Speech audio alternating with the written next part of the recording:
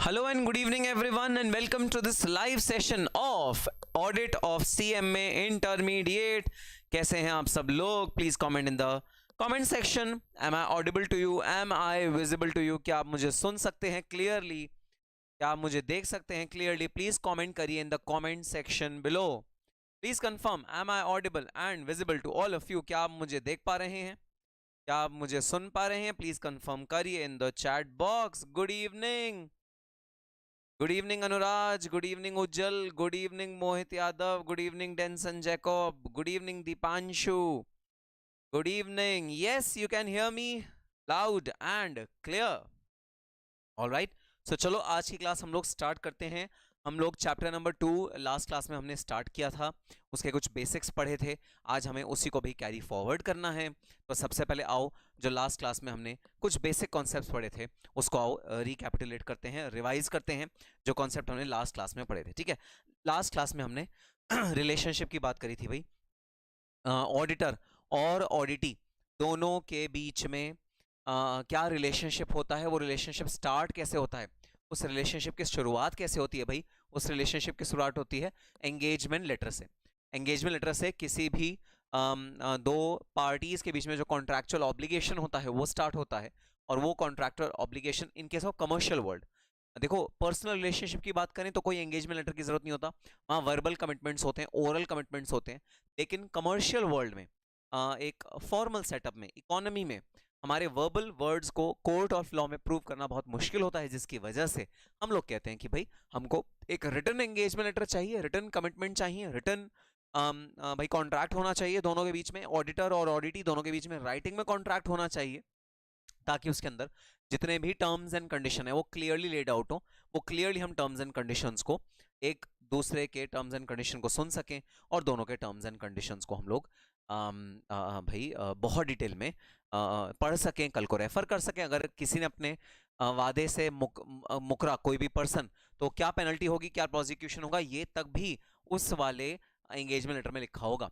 कि क्या लायबिलिटीज होंगी ऑडिटर की, क्या लायबिलिटीज होंगी कंपनी की, वो तक उस एंगेजमेंट लेटर में लिखा होता है. उस एंगेजमेंट लेटर का एक बहुत इंपॉर्टेंट पार्ट होता है, उस एंगेजमेंट लेटर का एक बहुत इंपॉर्टेंट हिस्सा होता है. Engagement letter spells out all the terms and conditions which are agreed to between the auditor and the auditor. Auditor भाई ये एंगेजमेंट लेटर बनाता है, अपने क्लाइंट के पास लेके जाता है, कंपनी के पास लेके जाता है, कंपनी उसको साइन करती है. अजिंक्य नायक का एक क्वेश्चन है, what is the difference between CA audit and CMA audit. भाई सीए ऑडिट होता है फाइनेंशियल ऑडिट, सीएमए ऑडिट होता है कॉस्ट ऑडिट. और जो हमारा अभी अभी जो हमने चैप्टर फिनिश किया है cost audit and secretarial audit, जो आपका चैप्टर नंबर 6 है, उसके अंदर हमने इन दोनों ऑडिट्स का डिफरेंस बहुत डिटेल में देखा है. ठीक है, तो मुझे ऐसा लग रहा है अजन्या ने अभी वो वाली वीडियोस नहीं देखी हैं. प्लीज उस चैप्टर की वीडियोस देखो जहां पर हम clearly difference between financial audit and cost audit, cost audit और फाइनेंशियल ऑडिट में क्या डिफरेंस होता है, एक चार्ट अकाउंटेंट करता है, कॉस्ट अकाउंटेंट करता है, दोनों में क्या डिफरेंस होता है, क्लियरली हमने स्पेल आउट किया है उस वाले भाई वीडियोस में. तो एक बार उस चैप्टर की वीडियोस देखो. ठीक है, प्रशांत कुमार गुड इवनिंग, कैसे हैं आप सब लोग. तो engagement letter is the relationship between the auditor and the company.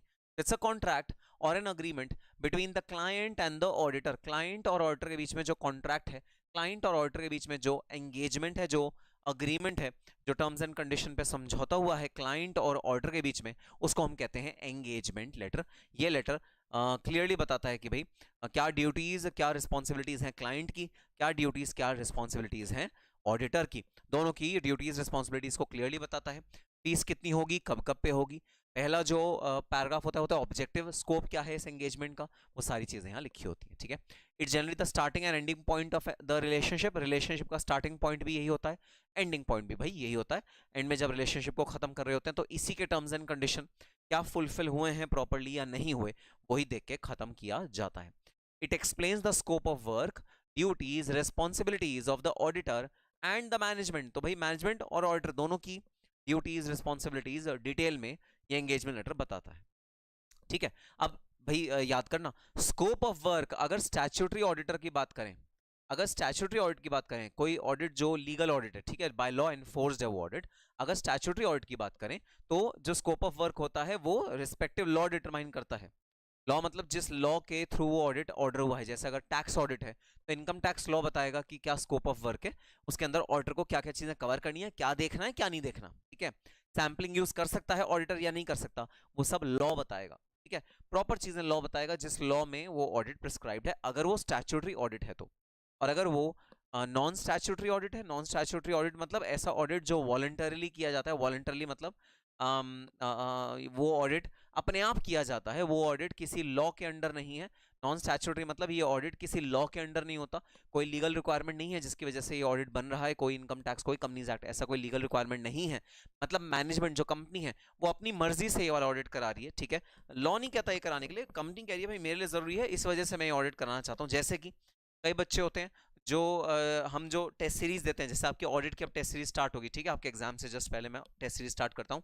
Please मेरी टीम को कॉल करना और उनको एक व्हाट्सएप ग्रुप, एग्जाम से 3 महीने पहले एक व्हाट्सएप ग्रुप बनता है, तो उस व्हाट्सएप ग्रुप में अपने आप को ऐड करवाना।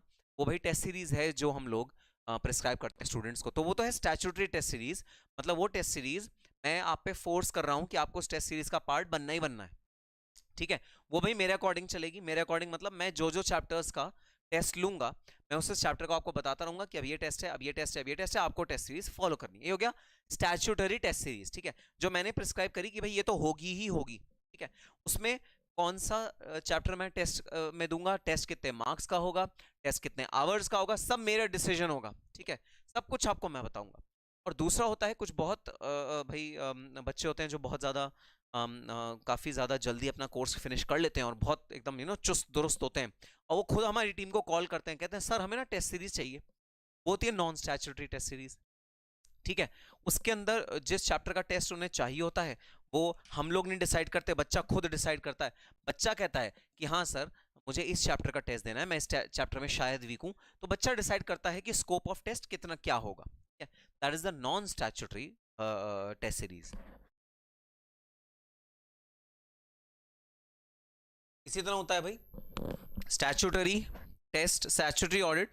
स्टैट्यूटरी ऑडिट मतलब वो ऑडिट जो लॉ कह रहा है करवाने के लिए, उसका स्कोप डिसाइड करता है रिस्पेक्टिव लॉ। और नॉन स्टैट्यूटरी ऑडिट मतलब जो लॉ नहीं कह रहा, भाई लॉ नहीं कह रहा इस वाले ऑडिट को करने के लिए, तो ये वाला ऑडिट का जो स्कोप है वो क्लाइंट डिसाइड करता है, ठीक है। क्लाइंट बताएगा कि क्या स्कोप होना चाहिए इस वाले ऑडिट का। क्लाइंट मतलब जो कंपनी होगी वही डिसाइड। अगर कंपनी कहते हैं रेवेन्यू मत ऑडिट करना, तो ऑडिटर रेवेन्यू ऑडिट नहीं करेगा। कंपनी ना यहां नहीं बोल सकती कुछ, कंपनी यहां इंस्ट्रक्शन नहीं दे सकती ऑडिटर को, अरे सुनो सुनो ऑडिटर रेवेन्यू ऑडिट मत करना। कंपनी यहां नहीं कह सकती, क्यों? क्योंकि यहां तो लॉ बताएगा कि क्या करना है क्या नहीं करना। अगर लॉ ने बोला कि रेवेन्यू ऑडिट करना है तो बस करना है, बात खत्म, ठीक है। यहां पर क्लाइंट बता सकता है कि क्लाइंट मतलब कंपनी बता सकती है कि भाई ये चीज ऑडिट करो, ये चीज ऑडिट मत करो। This is the difference between scope determination of statutory audit and non statutory audit.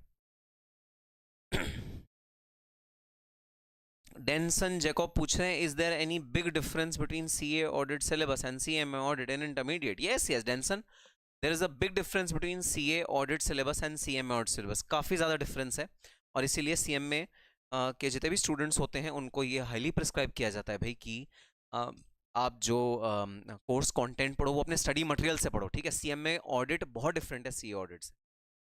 Sir CMA inter group 2 start कर सकता हूँ? हाँ हाँ बिल्कुल कर सकते हो, ओके ठीक है। So statutory audit and non statutory audit, ये है स्कोप ऑफ वर्क डिटरमाइन करने में दोनों में डिफरेंस, ठीक है। Now what are the benefits of engagement letter? Engagement letter के बेनिफिट्स क्या होते हैं?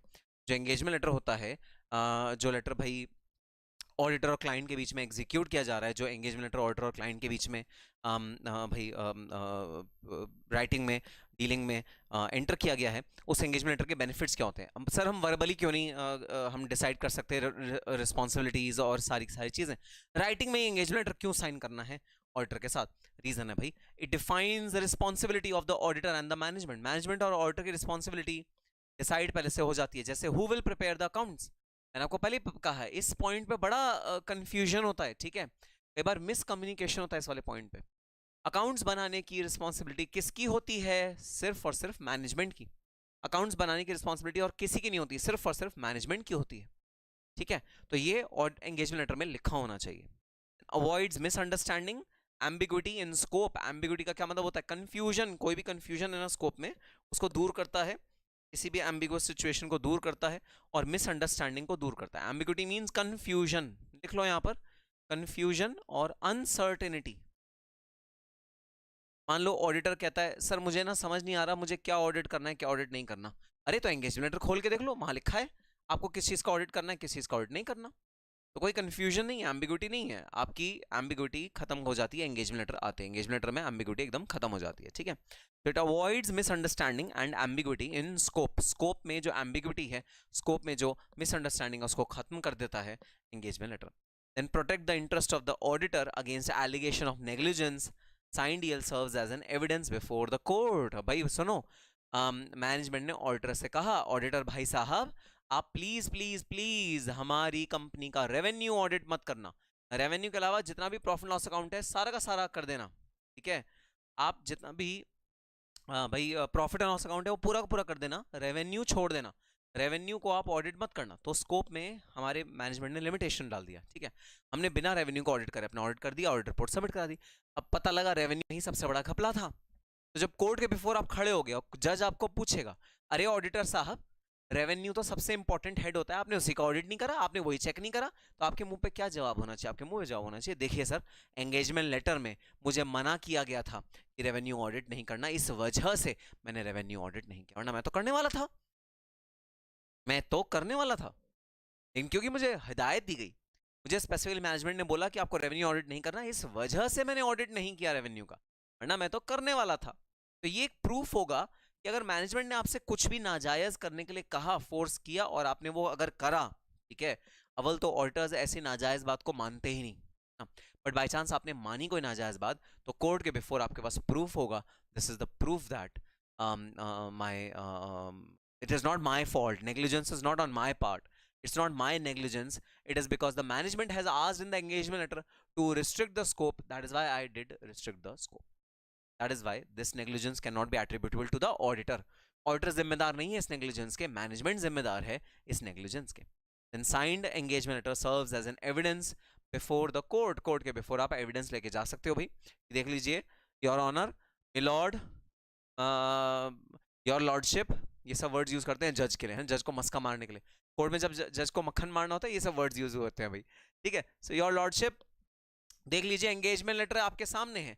एंगेजमेंट लेटर भाई में लिखा है साफ साफ, क्या लिखा है साफ साफ, ये चीज़ लिखी है कि हम लोग क्लाइंट ने हमें मना किया कि रेवेन्यू को ऑडिट ना करें, और रेवेन्यू में क्योंकि घपला था क्लाइंट ने इसीलिए मना किया ऑडिट करने के लिए, और सर उसी की वजह से फ्रॉड हुआ, तो मेरी कोई गलती नहीं है। तो नेग्लिजेंस का जो आरोप ऑडिटर पे लग सकता है वो एंगेजमेंट लेटर की वजह से नहीं लगेगा भाई, अगर एंगेजमेंट लेटर प्रॉपर्ली होगा, साइन डीएल अगर प्रॉपर्ली होगा तो। So these are the benefits of having an engagement letter. Engagement letter होने के ये बेनिफिट्स हैं, ये फायदे हैं एंगेजमेंट लेटर होने के। Then what are the constituents of engagement letter? Engagement letter के कॉन्स्टिट्यूएंट्स क्या है, ठीक है। एंगेजमेंट लेटर में कौन कौन से पैराग्राफ होते हैं, क्या क्या बातें कही होती है एंगेजमेंट लेटर में? सबसे पहला पैराग्राफ होता है स्कोप या ऑब्जेक्टिव वाला paragraph.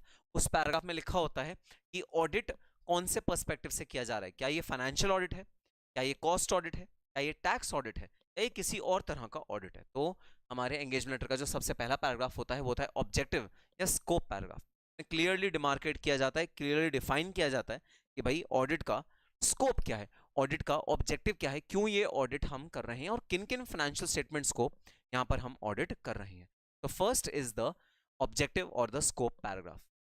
Second is the responsibility paragraph. Responsibility paragraph मतलब भाई क्या काम करने की रिस्पॉन्सिबिलिटी किसकी है, ऑडिटर की रिस्पॉन्सिबिलिटी क्या है, मैनेजमेंट की रिस्पॉन्सिबिलिटी क्या है, दोनों की रिस्पॉन्सिबिलिटी को बाइफर्केट किया जाता है, दोनों की रिस्पॉन्सिबिलिटी को अलग अलग भाई लिखा जाता है इन द रिस्पॉन्सिबिलिटी पैराग्राफ। यहाँ पर ऑडिटर्स की रिस्पॉन्सिबिलिटी भी लिखी जाती है और मैनेजमेंट की क्या रिस्पॉन्सिबिलिटी है भाई ऑडिट के रिस्पेक्ट में, वो भी लिखा जाता है। भाई मैनेजमेंट की रिस्पॉन्सिबिलिटी है कि सारा डेटा, सारी इंफॉर्मेशन, सारे बुक्स ऑफ अकाउंट्स, उनके बैकअप डॉक्यूमेंट, सारे भाई वाउचर्स, बिल, सारे जो इनवॉइस हैं खर्चों के, वो सब मैनेजमेंट ऑडिटर को समय पूर्वक दे, सहायता करे ऑडिटर की ऑडिट करने में।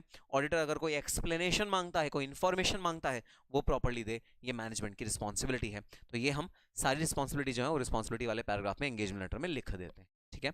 Third is existence of limitation of audit. भाई ऑडिट में इनहेरेंट लिमिटेशन होती है। इनहेरेंट लिमिटेशन का क्या मतलब है? इनहेरेंट लिमिटेशन मतलब हम लोग ऑडिट टेस्ट चेक बेसिस पे करते हैं, सैम्पलिंग बेसिस पे करते हैं. So possibility of a misstatement can not be avoided. Audit करने के बावजूद भी ऐसा हो सकता है, 1% चांस है भाई कि कोई गलती अकाउंट्स में हो और ऑडिटर उसे चेक ना कर पाए. ऐसा 1% चांस होता ही होता है ऑडिट में. तो इस तरह की हम मिस स्टेटमेंट, इस तरह की हम कोई भी गलतियां हैं, कोई भी गलती होने का चांस है, वो हम पहले से लिख के रखते हैं. That there are limitations of audit. Audit की लिमिटेशंस होती हैं. ऐसा ना उम्मीद करें कि ऑडिट 100% एक्यूरेट रिजल्ट देगा. ऐसा ना उम्मीद करें कि ऑडिट 100% एक्यूरेट रिजल्ट देगा. तो भाई जो हमारे टेस्ट सीरीज होते हैं, ठीक है, कई बच्चे होते हैं टेस्ट सीरीज में बहुत अच्छा परफॉर्म करते हैं, टेस्ट जब दे रहे होते हैं वो बहुत अच्छा परफॉर्म करते हैं, बट मेन एग्जाम में परफॉर्म नहीं कर पाते due to whatever reason.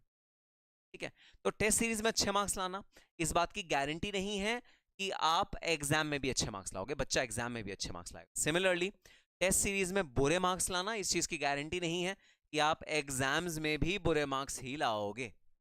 That is why जो हमारा ऑडिट का भाई एंगेजमेंट लेटर होता है उसमें हम लिमिटेशंस ऑफ ऑडिट के नाम पे लिख देते हैं कि हाँ, audit is restricted, audit is actually not full proof. Full proof नहीं है कोई भी चीज़, ठीक है, कि 100% तरीके से मैं कह सकूं भाई ऑडिट हो गया अब तो 100% श्योरिटी है कि अपने अकाउंट्स एकदम परफेक्ट बने हुए हैं. ये फुल प्रूफ वादा या फुल प्रूफ गारंटी ऑडिट नहीं करता, क्योंकि टेस्ट चेक बेसिस पे ही हमारे जो ऑडिट होते हैं उसके प्रोसीजर फॉलो करे जाते हैं. सैम्पलिंग करी जाती है तो टेस्ट चेक बेसिस पे करी जाती है. गुड इवनिंग प्रतीक. उज्जवल कह रहा है मी. अच्छा, उज्जवल के साथ ये होता होगा कि टेस्ट में अच्छे मार्क्स आ गए बट एग्जाम्स में अच्छे मार्क्स नहीं आए. कोई बात नहीं, जितना प्रैक्टिस करोगे ना उतना ज्यादा अच्छे मार्क्स आपके आएंगे. जितना ज्यादा प्रैक्टिस करोगे तो प्रैक्टिस प्रैक्टिस प्रैक्टिस करते रहो, आपके मार्क्स अच्छे अच्छे अच्छे आते रहेंगे. घबराने की कोई बात नहीं है. Yes sir.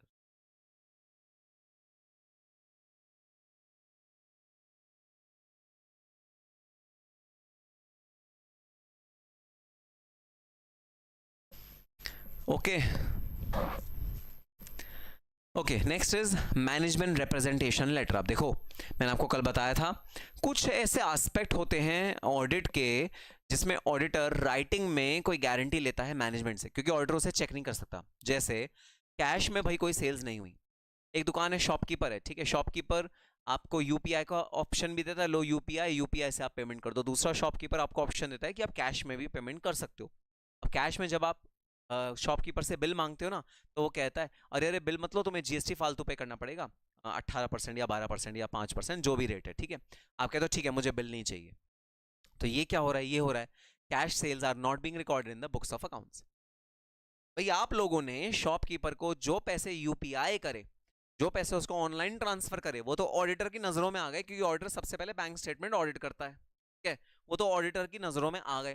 लेकिन आपने जो भी पैसे कैश में दिए भाई अपने दुकानदार को, कैश में अगर कोई भी चीज दी आपने अपने दुकानदार को, तो वो चीज भाई ऑडिटर्स की नजरों में नहीं आई, क्योंकि वो चीज कैश की चीज है. ठीक है, सो आपको एक एज एन ऑर्डर, आपको एक राइटिंग में कंफर्मेशन लेनी पड़ेगी मैनेजमेंट से कि भाई उन्होंने कोई भी कैश में सेल्स या परचेज नहीं करी, क्योंकि आप खुद चेक नहीं कर सकते. आप ऐसा नहीं कर सकता ऑर्डर कहे जी मैं ना दुकान पे बैठूंगा और देखूंगा आज सुबह से शाम तक कोई कैश में, तो आप पेमेंट नहीं कर रहे भाई. उसी दिन जिस दिन अगर आप बैठोगे ना, तो उसी दिन जो मैनेजमेंट है ना वो कैश में पेमेंट करनी बंद कर देगा. ऐसा होगा, तो ऐसा हो सकता है. ठीक है, तो मैनेजमेंट को ये बहुत बड़ा एक प्रॉब्लम होता है कि कुछ चीज़ें मैनेजमेंट की ऐसी हैं जो ऑडिटर खुद जाके चेक नहीं कर सकता. उन चीज़ों के रिस्पेक्ट में भाई ऑडिटर एक मैनेजमेंट रिप्रेजेंटेशन लेटर ले लेता है, उनको सारी चीज़ें लिखित में ले लेता है, और कल को अगर उन चीज़ों में कोई गड़बड़ी निकली, जैसे कैश में सेल्स हुई, ठीक है, कैश में सेल्स आपने ऑडिट नहीं करी थी, अगर ये चीज़ निकल के आई, कोर्ट आपसे पूछ रहा है कि भाई आपने कैश की सेल्स क्यों नहीं आप पकड़ पाए, तो आप कह दोगे सर मैनेजमेंट ने हमें लिखित में दिया था कैश में सेल्स होती ही नहीं, तो हमने मैनेजमेंट की बात को माना था. मिलॉर्ड इससे ज़्यादा हम कर भी क्या सकते हैं, योर लॉर्डशिप, हमारा तो ऑडिट प्रोसीजर इसी बात पे निर्भर करता है मैनेजमेंट कितनी सच्ची इन्फॉर्मेशन हमको देता है.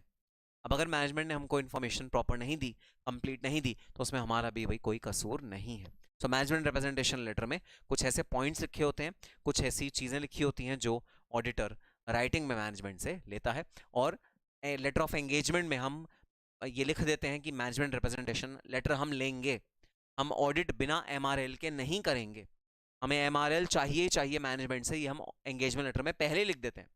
कल को मैनेजमेंट मना ना कर दे, नहीं नहीं नहीं मैं कोई भाई MRL नहीं लिख के दे रहा, भाई मैं तो तुमको जो तुम्हारा एंगेजमेंट लेटर है, जो तुम्हारा एंगेजमेंट लेटर है वो साइन करा लो, मैं कोई MRL मान लूंगा, जो ऑडिट करना चाहो करो। अरे जिस चीज का हम ऑडिट कर ही नहीं सकते, प्रैक्टिकली पॉसिबल ही नहीं है, उसके लिए तो आप MRL लिख के दोगे ना।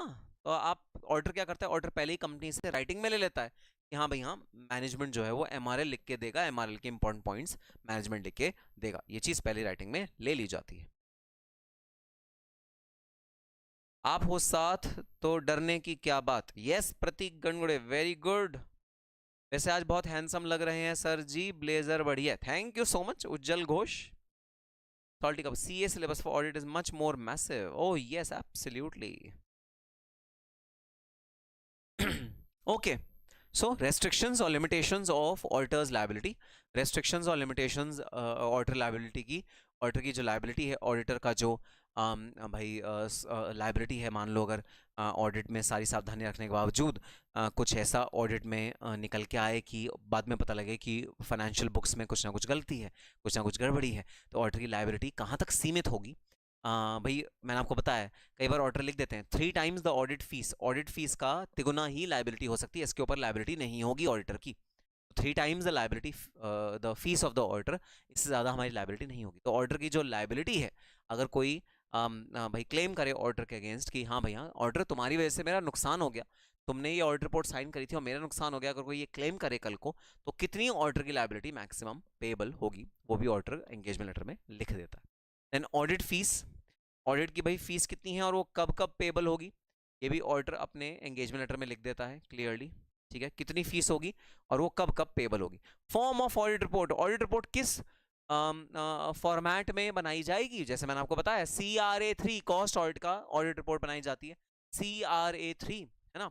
तो कॉस्ट ऑडिट रिपोर्ट का फॉर्मेट अलग होता है, फाइनेंशियल रिपोर्ट का फॉर्मेट अलग होता है, टैक्स ऑडिट रिपोर्ट का फॉर्मेट अलग होता है। तो किस फॉर्मेट में ऑडिट रिपोर्ट बनाया जाएगा वो भी एंगेजमेंट लेटर में लिख लिया जाता है, ताकि कल को मैनेजमेंट ये ना बोले कि अरे आपने तो फॉर्म 3C CRA3 में अपना ऑडिट रिपोर्ट दिया है, हमें एक PPT भी बना के दो जिससे आप हमारे सामने प्रेजेंट करो, जो ऑडिट में भाई रिपोर्ट में आपके इश्यूज थे, PPT भी बना के दो, तो ताकि कल को कोई कंफ्यूजन ना रहे कि ऑडिट रिपोर्ट किस फॉर्मेट में आएगी, किस भाई रूप में आएगी, इसलिए ऑडिट रिपोर्ट का जो फॉर्म होगा वो भी एंगेजमेंट लेटर में लिख दिया जाएगा। Then validity of the report, report की वैलिडिटी कितनी है, कितने समय तक रिपोर्ट वैलिड रहेगी, मैंने उसका एक्सपायरी पीरियड कब है, क्या ऑडिट, वैसे तो कोई एक्सपायरी पीरियड नहीं होता ऑडिट रिपोर्ट का, ठीक है, बट फिर भी ऑडिट की वैलिडिटी, ऑडिट रिपोर्ट की वैलिडिटी कब तक है, वो ऑडिट रिपोर्ट कब तक भाई मान्य होगी, वो भी लिख दिया पर जाता है। यूज़ ऑफ एक्सपर्ट्स, अगर ऑडिटर को ऐसा लगे कि हमें कोई एक्सटर्नल एक्सपर्ट्स चाहिए भाई, उनकी सर्विसेज चाहिए, जैसे मैंने आपको बताया एक्चुअरी सर्विसेज होती हैं, एक्चुरियल की सर्विसेज ऑडिट के दौरान ली जाती हैं, जैसे प्रोविजन फॉर ग्रेचुइटी बनाया जाता है, तो ऑडिटर को बोला जाता है ऑडिटर तुम मत इसको वेरीफाई करना, एक एक्सपर्ट बुलाओ जो एक्चुअल वैल्यूअर होता है, वो इस वाले प्रोविजन के नंबर को वेरीफाई करेगा और कैलकुलेट करेगा। तो जो एक्सपर्ट आता है जो इस प्रोविजन के नंबर को वेरीफाई करता है, उसका नाम होता है भाई एक्चुअरी। तो एक्चुअल लायबिलिटी को भाई वैल्यू करने के लिए एक्सपर्ट को बुलाया जाता है, and valuation of expert is done और hiring of expert is done on that basis, वो भी एंगेजमेंट लेटर में लिख दिया जाता है। एंगेजमेंट लेटर में क्लियरली मेंशन करा जाता है कि भाई हम लोग अपने ऑडिट के दौरान एक्चुअरी की रिपोर्ट पे रिलाई करेंगे, एक्चुअरी की रिपोर्ट पे हम लोग भाई रिलाई करेंगे with respect to provision of gratuity, ये एंगेजमेंट लेटर में लिख दिया जाता है। Then limitation on use of audit report कहाँ कहाँ यूज करनी है, कहाँ कहाँ यूज नहीं करनी, ये मैनेजमेंट को क्लियर टर्म्स में बताया जाता है कि ऑडिट रिपोर्ट का भाई ये यूज करो, ये यूज मत करो। अथॉरिटी को, किसी अथॉरिटी को देने के काम लेनी है, हमसे पूछ के, ऑडिटर से पूछ के ही इस ऑडिट रिपोर्ट का आपको यूज करना है। जहां जैसे एमसीए को फाइल करनी है तो बिना पूछे कर दो, वो तो करना ही है, स्टैट्यूटरी लीगल रिक्वायरमेंट है, वो तो कर ही दो। लेकिन अगर आप कहीं भी हमारी ऑडिट रिपोर्ट को सबमिट कर रहे हो as a document, as a formal document कहीं सबमिट कर रहे हो, हमसे पूछे बगैर मत करो, हमसे परमिशन जरूर ले लो। So use of audit report is another aspect which is covered by the engagement letter, ठीक है। तो यस, ये थे हमारे एंगेजमेंट लेटर का टॉपिक जो हमने लास्ट क्लास में किया था भाई, very important topic of your syllabus. अच्छा, एग्जाम में पूछा जाता है, जी हाँ, एग्जाम में ये टॉपिक पूछा जाता है। ये एक स्पेसिमेन हमने करा था, specimen of engagement letter, engagement letter का स्पेसिमेन है भाई, जहाँ पर हमने एंगेजमेंट लेटर का देखा था कि उसके क्लॉजेस कैसे कैसे लिखे होते हैं, ठीक है, एकदम टफ इंग्लिश में लिखा है, लेकिन आपको ब्रॉडली क्लॉजेस पढ़ने को मिल जाएंगे, कौन सा क्लॉज किस तरह रीड करता है एंगेजमेंट लेटर का। एग्जाम पॉइंट ऑफ व्यू से बिल्कुल भी आपको ये रटना या मगअप करना नहीं है, एग्जाम में कोई स्पेसिमेन लिखने के लिए नहीं आएगा कि एंगेजमेंट लेटर ड्राफ्ट कर दो। ये बस मैंने आपकी नॉलेज के लिए कि एंगेजमेंट लेटर कैसा दिखता है, और रियल रियल एंगेजमेंट लेटर है भाई ऑडिटर का, ठीक है, one of the big force का एंगेजमेंट लेटर है। और उज्जवल घोष इतना शाना व्यक्ति है ना, उसने ये जो ब्लैक ब्लैक है इसको पता नहीं कैसे हटा के ये भी पता कर लिया कि किस क्लाइंट का और किस बिग फोर का एंगेजमेंट लेटर है, ऐसा उसने हरकत करी है। मेरा एक स्टूडेंट है, ओवर स्मार्ट नालायक, तो उसने पता भी कर लिया। चलो कोई बात नहीं, हमें पता करने की कोई जरूरत नहीं है फालतू की चीजें, हमें बस काम की चीजें पता करनी है। काम की चीज ये है specimen engagement letter. Engagement letter जिस तरह का होता है हमने वो चीज भाई देख ली अपने बुक में। तो चलो अब चलते हैं अपने अगले टॉपिक पे, और बहुत ज़्यादा इंपॉर्टेंट टॉपिक है from an exam standpoint, और वो टॉपिक है भाई audit. Audit program, audit program अगला टॉपिक है ऑडिट प्रोग्राम। आओ स्टार्ट करते हैं अगला टॉपिक। अगला टॉपिक है ऑडिट प्रोग्राम। अच्छा चलो आप सब जरा मुझे बताओ कि आप में से कौन कौन, मैं लंदन घूमने जा रहा हूँ लंदन, ठीक है, आप में से कौन कौन मेरे साथ लंदन चलना चाहता है, ज़रा हैंड रेज मी करके चैट बॉक्स में लिख दो। जो भी ऑडिट जो भी मेरे साथ लंदन जाना चाहता है, मैं घूमने जा रहा हूँ लंदन। व्हाट्सएप ग्रुप से मिला था, अच्छा, पीडीएफ अवेलेबल है, आपको व्हाट्सएप में भेजता हूँ, नालायक, डिलीट कर दो पीडीएफ। अच्छा कौन कौन स्टूडेंट्स लंदन जाना चाहते हैं ये बताओ ज़रा।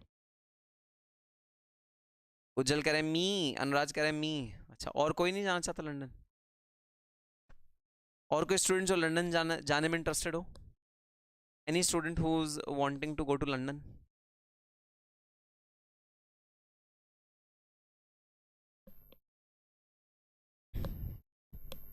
सभी स्टूडेंट्स कह रहे हैं we want to go to London, है ना।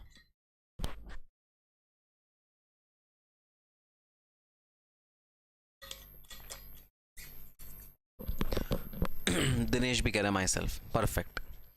चलो भाई लंदन का प्लान करते हैं, ठीक है, हम लोग लंदन जाएंगे, और लंदन के लिए मैंने एक प्लान बनाया है, आप सबके सामने वो प्लान मैं रखता हूँ, ठीक है। हम लोग लंदन 3 दिन के लिए रहेंगे, हम 3 दिन के लिए लंदन जा रहे हैं। हाँ लंदन में 3 दिन ज़्यादा है भी नहीं, कुछ बोर हो जाओगे।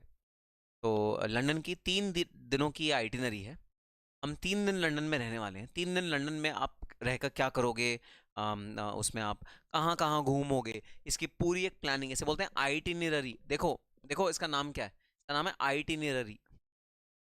आइटिनरी बोलते हैं आइटिनरी, ठीक है, बोलते हैं आइटिनरी, लेकिन देखो स्पेलिंग क्या है, आइटिनरी। आइटिनरी, पता नहीं आपको ये वर्ड पता है पहले ऐसे या नहीं पता, लेकिन जब भी हम कोई ट्रैवलिंग का प्लान बनाते हैं, ट्रैवलिंग के प्लान को जो शॉर्ट में कहा जाता है वो कहा जाता है आइटिनरी। नाम है आइटिनरी बट फुल फॉर्म है आइटिनरी। काश ये सच बात होता, अरे अनुराग सीएम में बन जाओ, सच ही सच होगा, सारे सपने पूरे होंगे सीएम में बनने के बाद, ठीक है। लंदन क्या, यूएस क्या, सिंगापुर क्या, थाईलैंड क्या, हर जगह जाओगे, हर जगह, टेंशन मत लो। मम्मी ने एग्री कर दिया सर, डेट ग्रुप में बोल देना। अच्छा मम्मी ने भी एग्री करना, उज्जवल ने मम्मी से पूछ लिया कि मम्मी मैं सर के साथ जा रहा हूँ लंदन, पहली बार ये वर्ड सुन रहे हैं। हाँ तो बहुत इंपॉर्टेंट वर्ड है, अच्छा वर्ड है, वर्ड सुनो, वर्ड है आइटिनरी। आइटिनरी, ठीक है, और स्पेलिंग क्या होती है आइटिनरी, क्या मतलब होता है आइटिनरी का? आइटिनरी का मतलब होता है ट्रैवलिंग प्लान, ट्रैवल प्लान, आप जिस तरह ट्रैवल करने वाले हो उसका एक प्लान, ठीक है। तो हम जब भी कोई प्लान करते हैं, हम जब भी कोई ट्रैवल कर रहे होते हैं भाई, उसका हम एक प्लान बनाते हैं। प्लान कैसे? प्लान ऐसे कि हम क्या क्या करेंगे, हम वहाँ क्या क्या लेके जाएंगे। आप एक सूटकेस पैक करते हो, उसके अंदर जो जो आपको आइटम चाहिए वो सारी आइटम्स आप रखते हो, जो भी आपके वहाँ पर ट्रैवलिंग में काम आएंगी। आप किसके साथ जाओगे, आप टिकट्स बुक कराते हो, टिकट्स के क्या टाइमिंग्स होंगे, आप वहाँ कब लैंड करोगे, वहाँ पर आपको कैब चाहिए जो आपको होटल तक ड्रॉप करेगी, आपके होटल में चेक इन टाइम क्या होगा, फिर होटल के बाद आप कहाँ कहाँ घूमोगे, कैसे आप वापस आओगे। आप पूरा एक प्लान बनाते हो कि नहीं बनाते प्लान भाई? और ये तो आप बहुत दूर, मैं आपको लेके चल रहा हूँ लंदन। अरे भाई आप लोग जब अब कहीं भी, कहीं इंडिया में ही जाते हो घूमने, है ना, अगर आप मान लो आप मुंबई से लोनावला जा रहे हो, ठीक है, आप महाराष्ट्र में रहते हो, मुंबई में रहते हो, आप लोनावला जा रहे हो, गोवा जा रहे हो मुंबई से घूमने, या दिल्ली वाले जो स्टूडेंट्स हैं, दिल्ली वाले स्टूडेंट्स भाई नीमराना जा रहे हैं, नीमराना फोर्ट देख के आ रहे हैं, या आप कोई डे का प्लान कर रहे हो कि हम पूरा दिन भाई आज तो कनॉट प्लेस में बिताएंगे, कनॉट प्लेस आप घूमने जा रहे हो अपने फ्रेंड्स के साथ, हर जगह आपको प्लान चाहिए होता है, प्रॉपर प्लान। अगर आप प्लान से आगे नहीं बढ़े, अगर आपने प्रॉपर प्रोग्राम नहीं बनाया, आप प्रोग्राम के अकॉर्डिंग आगे नहीं बढ़े, तो आपका पूरा प्रोग्राम फेल हो जाएगा, आपका पूरा इवेंट फेल हो जाएगा, और आप जो आप ऑब्जेक्टिव अचीव करना चाहते हो वो ऑब्जेक्टिव अचीव आप नहीं कर पाओगे। आप ऑब्जेक्टिव अचीव करना चाहते हो घूमने का, आप ऑब्जेक्टिव अचीव करना चाहते हो मस्ती मजा करने का, आप वो अचीव नहीं कर पाओगे, आप कंफ्यूज्ड ही रहोगे, आप क्योटिक सिचुएशन में ही रहोगे। ठीक है, तो एक प्लान बनाना बहुत जरूरी है, चाहे आप जो भी कर रहे हो लाइफ में। ठीक है, अब देखो लंदन का क्या प्लान है। डे वन पे हम क्या क्या करेंगे। डे वन पे हम सबसे पहले टावर ब्रिज जाएंगे, फिर टावर ऑफ लंदन जाएंगे, फिर सेंट पॉल्स कैथेड्रल जाएंगे, लंदन आई जाएंगे, बिग बेन जाएंगे, पैलेस ऑफ वेंसमिस्टर जाएंगे, वेंसमिस्टर एबे जाएंगे, चेंजिंग ऑफ गार्ड्स देखेंगे जो कि रॉयल बकिंगम पैलेस के अंदर होता है, और बकिंगम पैलेस देखेंगे। ठीक है, ये सारी की सारी चीजें इकट्ठा सेंट्रल लंदन में होती हैं, सेंट्रल लंदन। ठीक है, तो आप सेंट्रल लंदन में एक पूरा दिन बिताओगे, और सेंट्रल लंदन में जितनी भी चीजें करनी है सारी एक ही दिन में कर लोगे। भाई ऐसा तो कोई नहीं करता ना कि एक चीज सेंट्रल लंदन की करे, फिर वेस्ट लंदन जाए, वहां की दूसरी चीज करे, फिर नॉर्थ लंदन जाए। ऐसा तो टाइम वेस्ट ही होता रहेगा। पहले आप जिस एरिया में हो, लंदन के जिस एरिया में हो, वो सारा हम पहले कर लेंगे। क्यों भाई, उज्जवल और अनुराज हम दोनों जाने वाले, हम लोग सब जाने वाले हैं लंदन, बताओ ये सही है। डे वन में हम ये कवर करेंगे। ठीक है, डे टू पे हम क्या कवर करेंगे। डे टू पे हम हाइड पार्क जाएंगे, स्पीकर्स कॉर्नर जाएंगे, पैकेडली सर्कस जाएंगे, नेशनल गैलरी जाएंगे, ट्रेफलगर स्क्वायर जाएंगे, सेंट डंस्टन्स इन द ईस्ट जाएंगे। ये सब चीज़ें हम डे टू में कवर करेंगे। ठीक है, डे टू इस हिसाब से बनाया गया है कि पूरा दिन हमारा कवर हो जाएगा अगर हम ये सारी चीज़ें देखें तो। ठीक है, ठीक है, तो ये सारी चीज़ें हम डे टू में कवर करेंगे। फिर डे थ्री में शेक्सपियर्स ग्लोब जाएंगे, विक्टोरिया अल्बर्ट जाएंगे, ब्रिटिश म्यूजियम जाएंगे, नॉटिंगल हिल जाएंगे, और पोर्टोबेलो मार्केट को हम एक्सप्लोर करेंगे। ये है हमारी डे थ्री की आइटिनरी। तो day one, day two, day three हम इस तरह प्लान करेंगे कि हमारा टाइम वेस्ट ना हो और कम समय में हम ज़्यादा से ज़्यादा आउटपुट निकाल सकें। हमारा ट्रैवलिंग का मकसद क्या होता है भाई? हमारा ट्रैवलिंग का मकसद होता है कम से कम समय में हम ज़्यादा से ज़्यादा जगह घूम सके, ज़्यादा से ज़्यादा जगह का हम मज़ा ले सकें और एक्सप्लोर कर सकें। ये हमारा ट्रैवलिंग का भाई एम होता है, जो हर आदमी जब भी ट्रैवल कर रहा होता है, चाहे वो इंडिया में क्यों नहीं ट्रैवल कर रहा, वो इस वाले एम को परस्यू करता है। ठीक है, सो भाई प्लानिंग। ठीक है, प्लानिंग इसीलिए ज़रूरी है ताकि हमारे एम ऑब्जेक्टिव अचीव हों ढंग से, जो हम ऑब्जेक्टिव अचीव करना चाहते हैं वो ढंग से अचीव हो, और हम जो जो काम करना चाहते हैं वो सारा का सारा काम हम प्रॉपर्ली कर पाएँ। इस वजह से हम लोग प्लानिंग करते हैं। अच्छा, एक बहुत इंपॉर्टेंट सेइंग है भाई, those who fail to plan, बहुत इंपॉर्टेंट ये सेइंग, अरे कहीं नोटबुक में नोट कर लो, ठीक है, रजिस्टर में नोट कर लो, ऊपर मार्जिन में, those who fail to plan, comma, they plan to fail. तो अगर आप प्लानिंग करने में असमर्थ हो, अगर आप प्लानिंग करने में असमर्थ हो, तो आप पक्का फेल होगे। एग्जाम का भी यही रूल है भाई, अगर आपने प्लानिंग नहीं करी, जितने भी महीने अब एग्जाम से पहले आपके पास बचे हैं, उन महीनों में आपका क्या क्या शेड्यूल होना चाहिए, किस महीने तक आपको कौन से सब्जेक्ट की पढ़ाई खत्म करके, उसका कोर्स खत्म करके उसका रिवीजन खत्म कर देना है, अगर ये ब्रॉड ढांचा आपके दिमाग में नहीं है, तो आप फेलियर की तरफ बढ़ रहे हो। राइटिंग में लिख लो, तुक्केबाजी से सीएम में इंटर किसी भी कीमत पे क्लियर नहीं हो सकता, तुक्केबाजी से। हाँ सर, अभी डायरेक्ट टैक्स इनडायरेक्ट टैक्स चल रहा है सर, वो लंबा है ना, अभी चलेगा, वो चलेगा। अरे कब तक चलेगा? कोई तो डेट दो अपने आप को कि इस दिन तक मुझे खत्म करना है।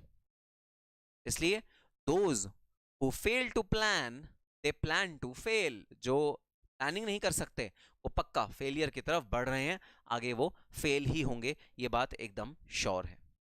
तो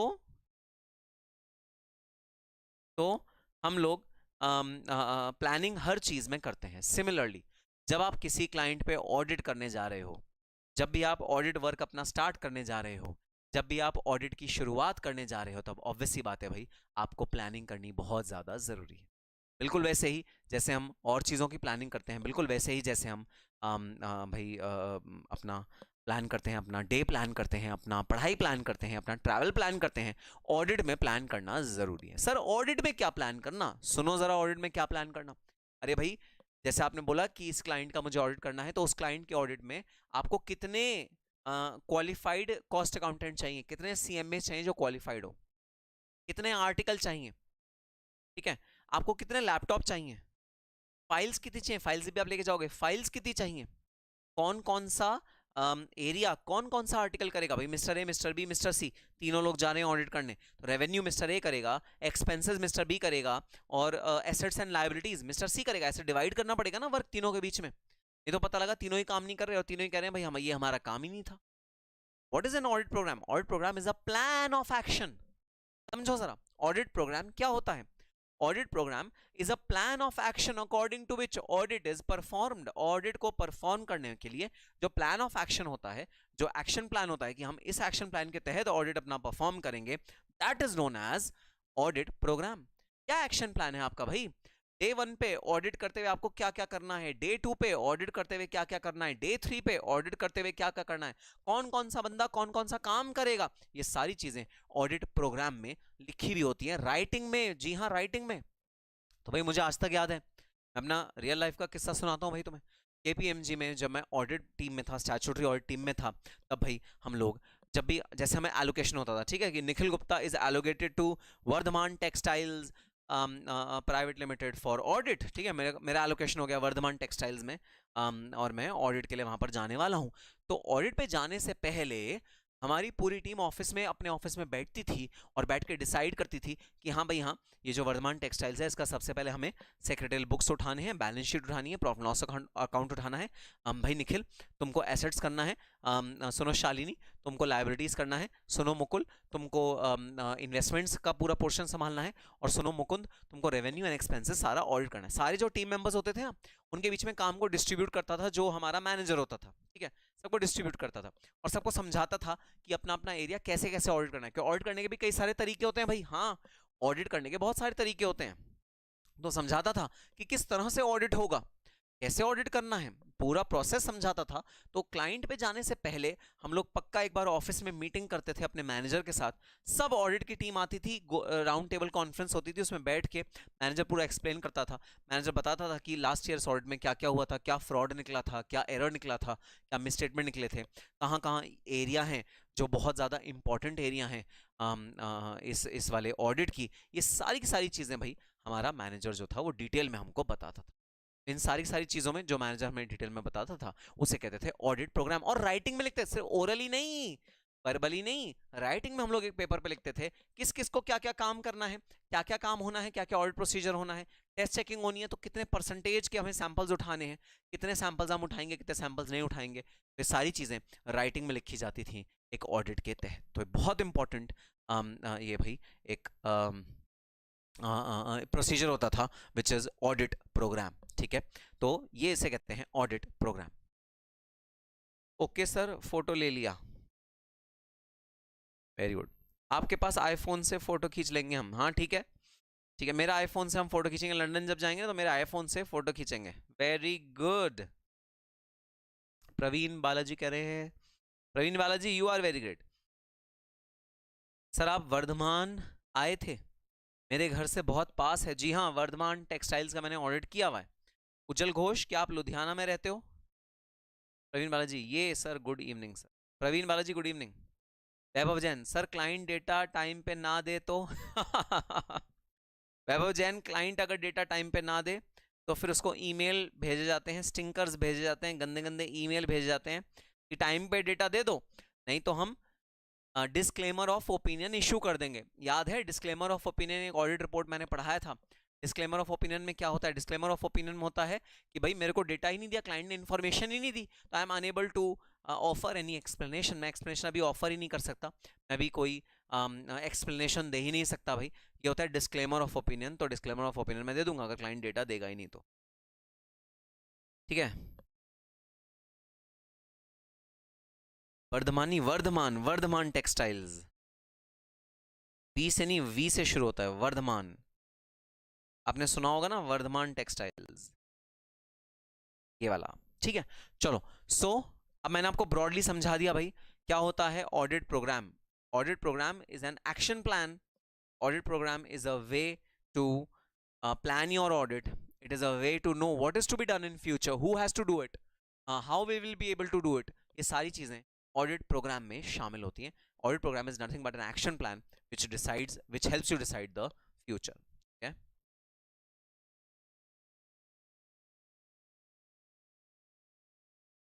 So audit program is a detailed plan. Audit program क्या है? एक डिटेल्ड प्लान है भाई। किस चीज का प्लान है audit programme?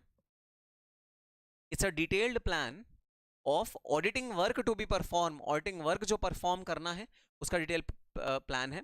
Procedure to be followed in investigation, verification. Verification के दौरान जो प्रोसीजर करना है, जो स्टेप्स लेने हैं, वो भी यहाँ पर भाई ऑडिट प्लान में, ऑडिट प्रोग्राम में लिखा जाता है। So procedure to be followed in verification, हमें वेरिफिकेशन कैसे करना है भाई, हमें कौन से प्रोसीजर लगाने हैं, वो सब यहाँ पर लिखे जाते हैं ऑडिट प्लान में।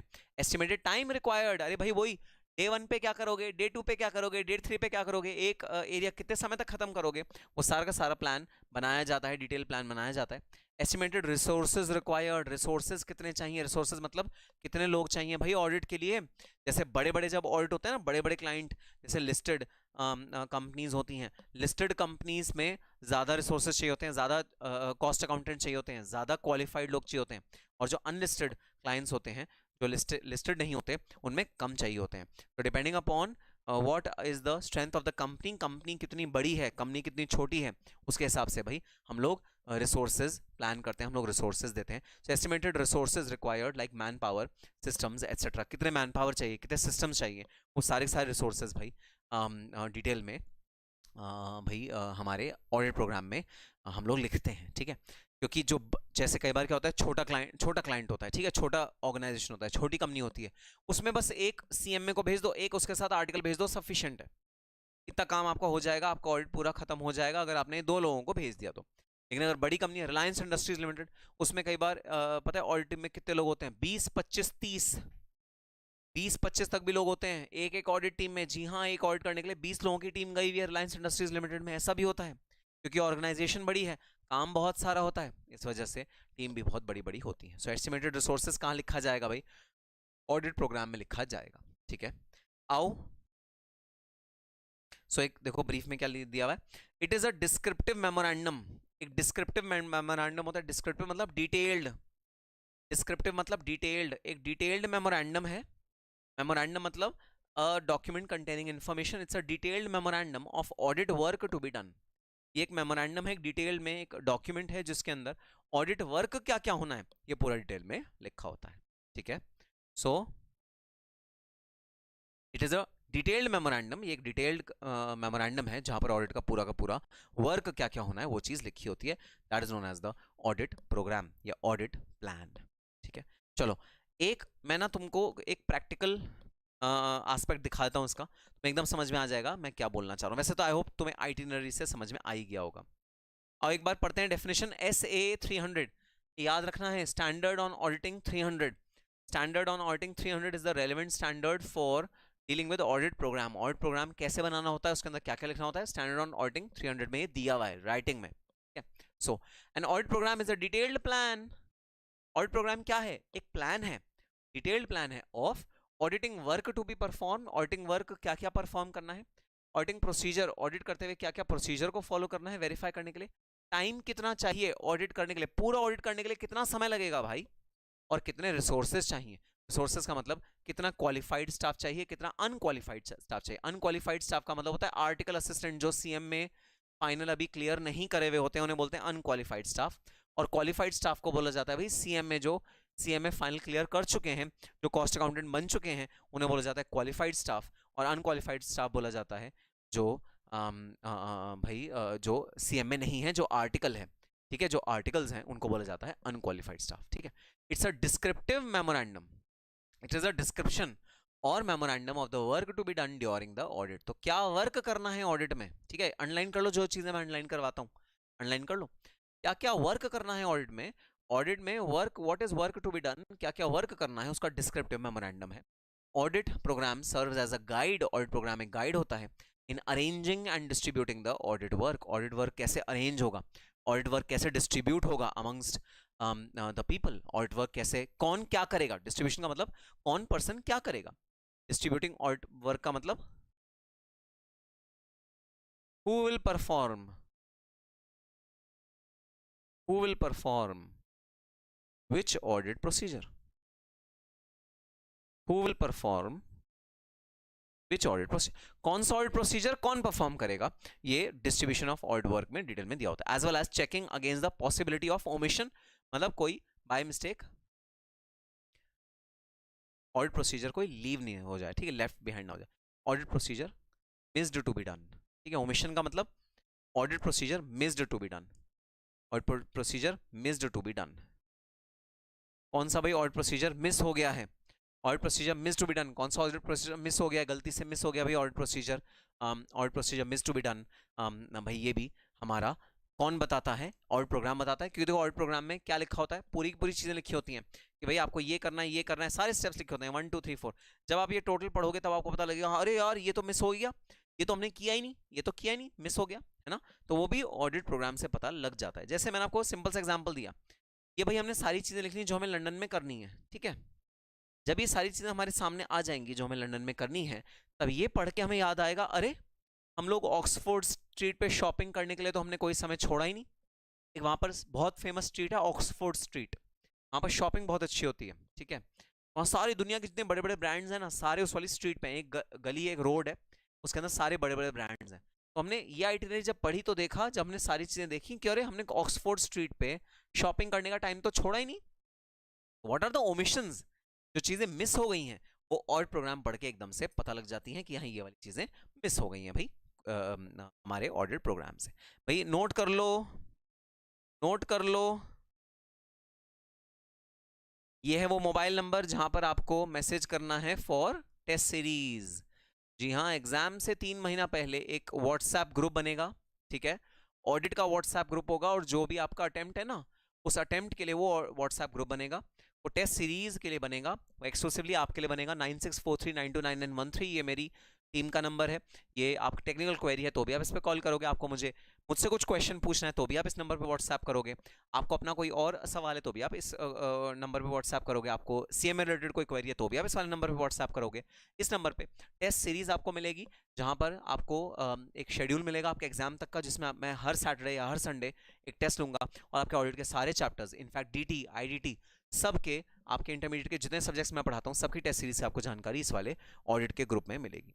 सो आप इस वाले मोबाइल नंबर पे व्हाट्सएप करोगे 9643929913, इस पे मैसेज करके बोलोगे कि मुझे व्हाट्सएप ग्रुप में ऐड कर दें फॉर द टेस्ट, आपको ऐड कर दिया जाएगा। ये वेबसाइट का डिटेल है, ये यूट्यूब चैनल है, यूट्यूब चैनल पे प्लीज सब्सक्राइब रखना, क्योंकि यूट्यूब चैनल पे जितने भी सीएमए रिलेटेड लेटेस्ट अपडेट्स होते हैं वो मैं अपलोड करता रहता हूँ।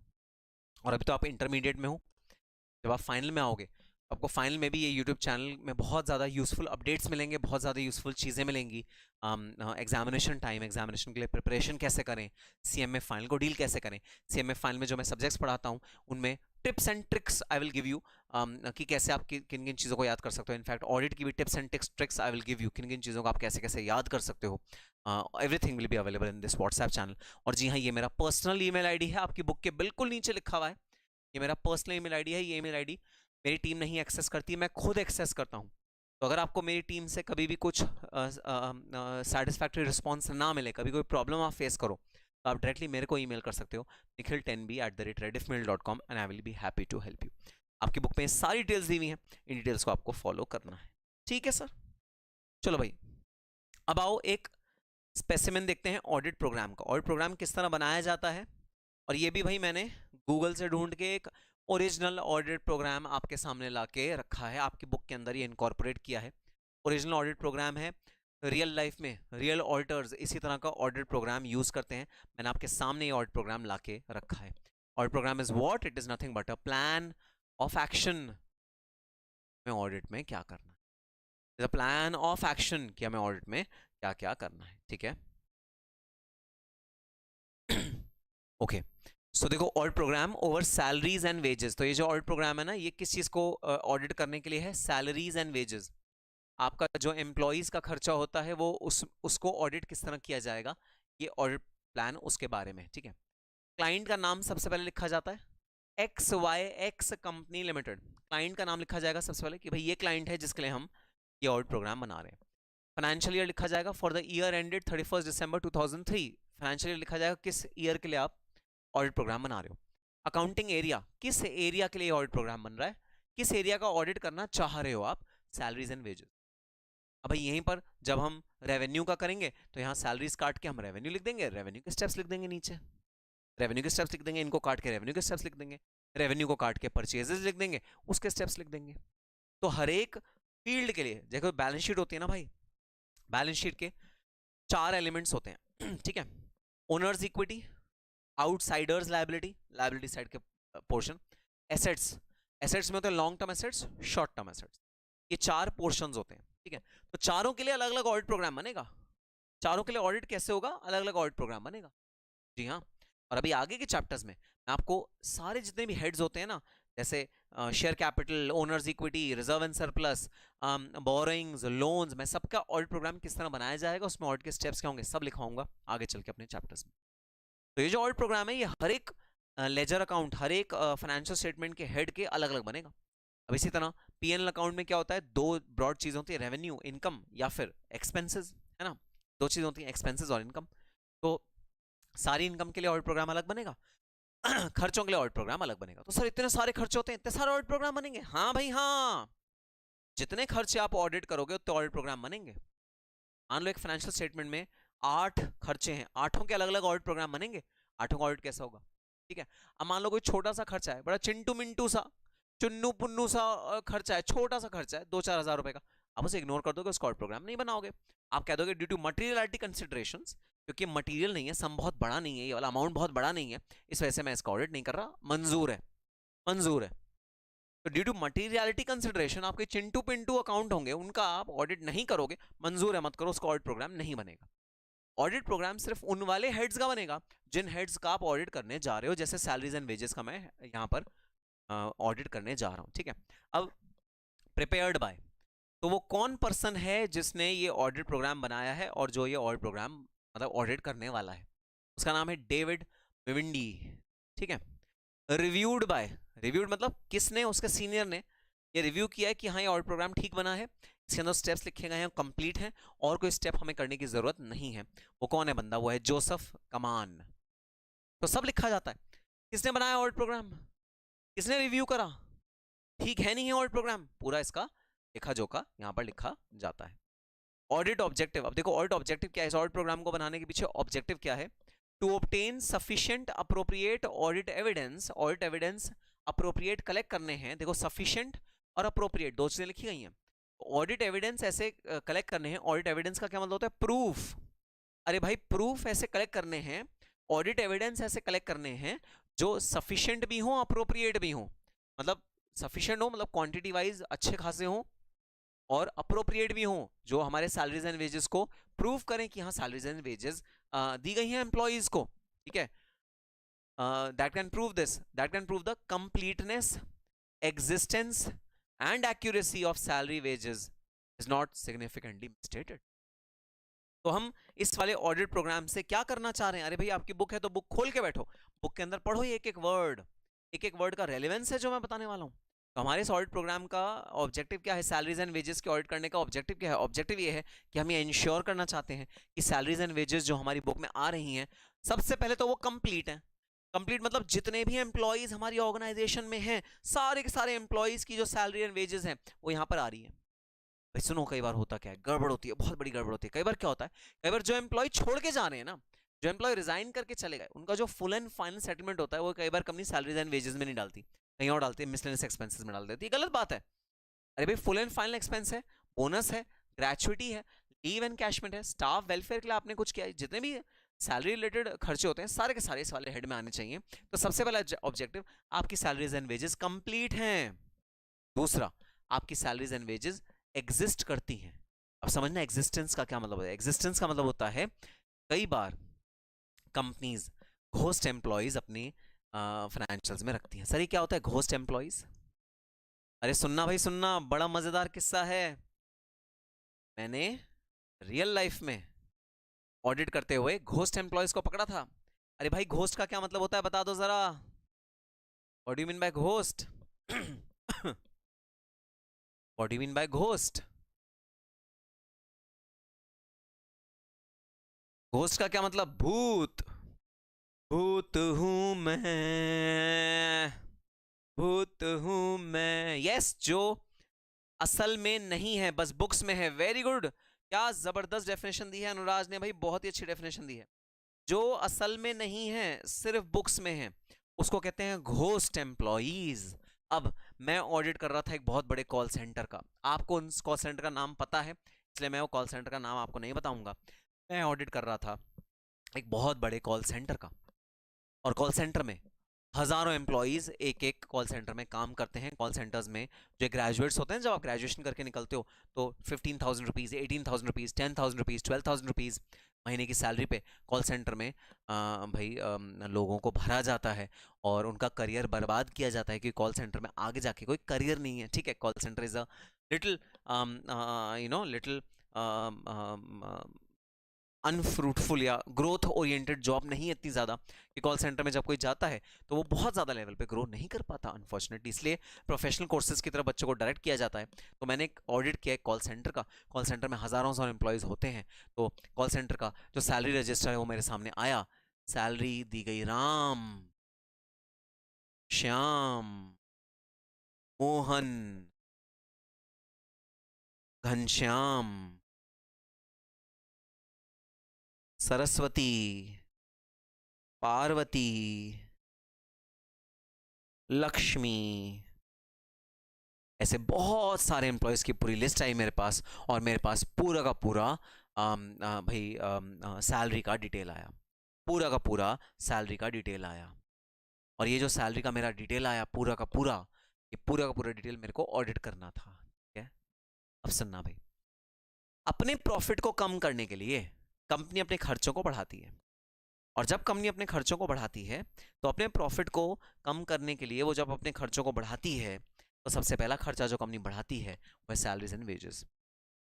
अब तो फिर भी know your customer KYC norms आ गए हैं जो बैंक को फॉलो करने होते हैं। मतलब बैंक में जो अकाउंट खुलता है ना, वो बिना पैन नंबर के नहीं खुल सकता, वो बिना आपके आधार कार्ड के नहीं खुल सकता। लेकिन एक ज़माना होता था जब बिना आधार कार्ड के, बिना पैन कार्ड के बैंक में अकाउंट खुल जाते थे। कंपनीज क्या करती थी, बड़ी बड़ी कंपनीज नकली लोगों के नाम अकाउंट खोलती थी, उसमें सैलरी ट्रांसफर करती थी, कैश बाहर निकाल लेती थी, और ऑडिटर को बोलती थी ये हमारे एम्प्लॉय हैं जो हमारे यहाँ काम करते हैं, ये हमारे एम्प्लॉय हैं जो हमारे यहाँ काम करते हैं। जी हाँ, ये हरकत होती थी पहले कॉल सेंटर्स में जब KYC नॉर्म्स नहीं होते थे, जब आधार कार्ड के बेसिस पे बैंक अकाउंट नहीं खुलते थे। कोई भी बैंक अकाउंट खुलवा सकता था किसी भी नाम में, ऐसा किसी ज़माने में होता था। वहाँ पर घोस्ट एम्प्लॉयज़ का बहुत बड़ा पंगा होता था, बहुत बड़ा दिक्कत होती है घोस्ट एम्प्लॉयज़ की। अब सुनो, इसे पकड़ा कैसे जाता था। इसे पकड़ा ऐसे जाता था कि भाई हम कहते थे अच्छा ये सब एम्प्लॉयज़ है ना आपके कॉल सेंटर में। कॉल सेंटर वाले कहते थे हाँ, हमें ज़रा जो थंबनेल प्रिंटिंग मशीन होती है, थंबनेल पंचिंग मशीन होती है, तो जैसे ही आप अटेंडेंस लगाते हो ना, जैसे अटेंडेंस रजिस्टर पे लगाते हो, अब रजिस्टर का ज़माना नहीं, अब तो ऐसे पंच करते हैं गेट पे, आपकी अटेंडेंस लग जाती है, आपके अंगूठे का जो निशान है वहाँ पंच हो जाएगा, दरवाज़ा खुल जाएगा, आपकी अटेंडेंस लग जाएगी। जो अटेंडेंस लगती है ना, जो पंच करके अटेंडेंस लगती है और भाई आपका दरवाज़ा खुल जाता है, और ये पूरा जो इलेक्ट्रॉनिक सिस्टम है, तो हम लोग कहते थे लाओ अटेंडेंस का रिकॉर्ड ले आओ और हमें श्याम, घनश्याम, पार्वती इन सबके अंगूठे के निशान ला दो। अब अगर ये लोग घोस्ट एम्प्लॉयज हैं तो मैनेजमेंट कभी भी इनके पंच इन पंच आउट टाइम्स नहीं निकाल पाएगी। ये घोस्ट एम्प्लॉयज हैं तो ये आए ही नहीं हैं, तो मैनेजमेंट ये कभी भी नहीं कर पाएगी।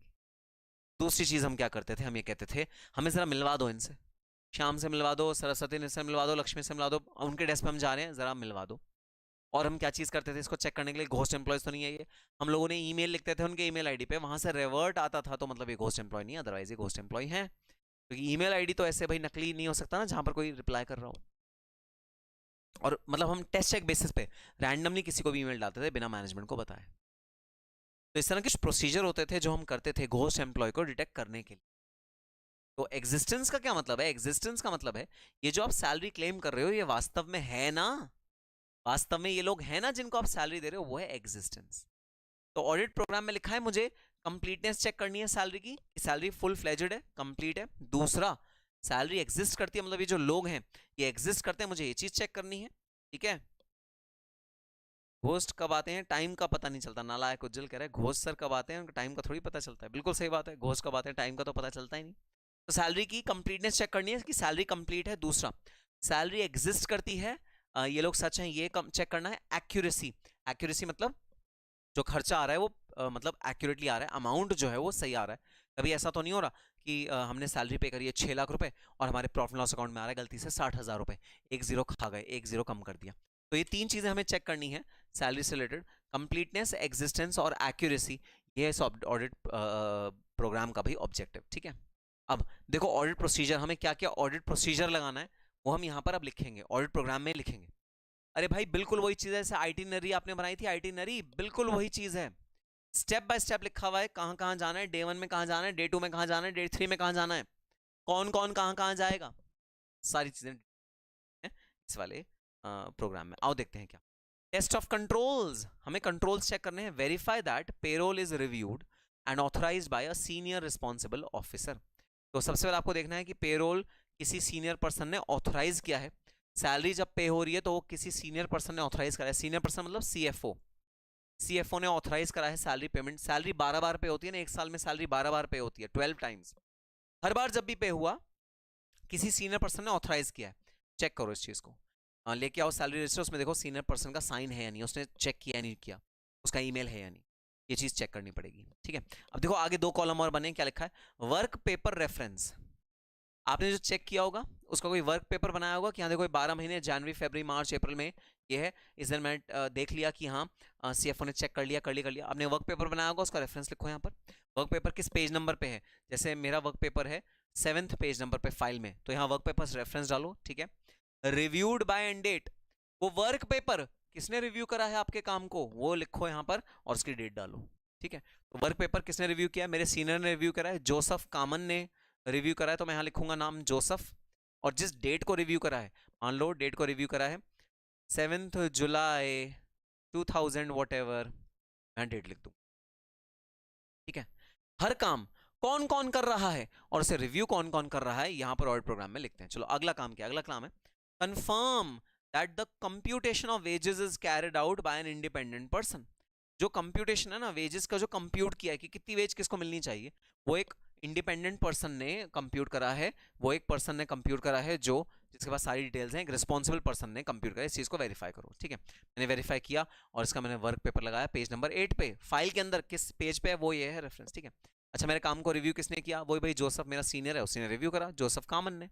ठीक है, next confirm that review of new employees. अब भाई बड़ा वो होता है कॉम्प्लिकेशन, तो न्यू एम्प्लॉय आ रहा है उसकी सारी डिटेल्स प्रॉपर्ली फाइल में रखी है नहीं रखी। Confirm that review of new employ who have joined the company and levers, जो एम्प्लॉय आ रहे हैं और जो एम्प्लॉय जा रहे हैं उनका पूरा डिटेल सही से चेक किया है नहीं किया, उनके वेजेस एंड सैलरी सही से प्रोसेस करे नहीं करे, चेक करो। उनके वेजेस कैसे पता लगेंगे, उनके कितने वेजेस हैं, लेटर ऑफ एंगेजमेंट, जी हाँ एम्प्लॉयमेंट लेटर बोलते हैं इसको, एम्प्लॉयमेंट लेटर, एम्प्लॉयमेंट लेटर से सारे के सारे चेक होंगे, एम्प्लॉयमेंट लेटर बोलते हैं इसको। ठीक है, चेक करो कि एम्प्लॉयमेंट लेटर में जो सैलरी लिखी है वही सैलरी पे करी है, उससे ज्यादा पे कर दी गलती से। पेज नंबर 9 पे मैंने इसका वर्क पेपर बना के रखा है, इसको भाई वो किसने किया, चेक किया जोसेफ ने। चेक करो कि वेजेस सैलरी जो पे हुई वो एम्प्लॉयमेंट लेटर के हिसाब से हुई या नहीं हुई। Next confirm that a month to month reconciliation is prepared and changes in wages and salary from one month to next is investigated. इसे बोलते हैं भाई एनालिटिकल प्रोसीजर, ये मैं आगे चल के आपको पढ़ाऊंगा, बस लिख लो यहाँ पर एनालिटिकल प्रोसीजर, लिख लो जरा एनालिटिकल प्रोसीजर क्या होता है, ये मैं आगे चल के पढ़ाऊंगा। कह क्या रहा है, कह ये रहा है अरे भाई एक प्रिपेयर करो समरी। समरी क्या, जनवरी में जो एक्सपेंस था सैलरी का वो था 1.5 करोड़, फरवरी में ये बढ़ के हो गया 2 करोड़, मार्च में ये हो गया 1 करोड़। तो जितने न्यू ज्वाइनर्स हैं, जो बढ़ा वो क्यों बढ़ा, न्यू ज्वाइनर की वजह से बढ़ा।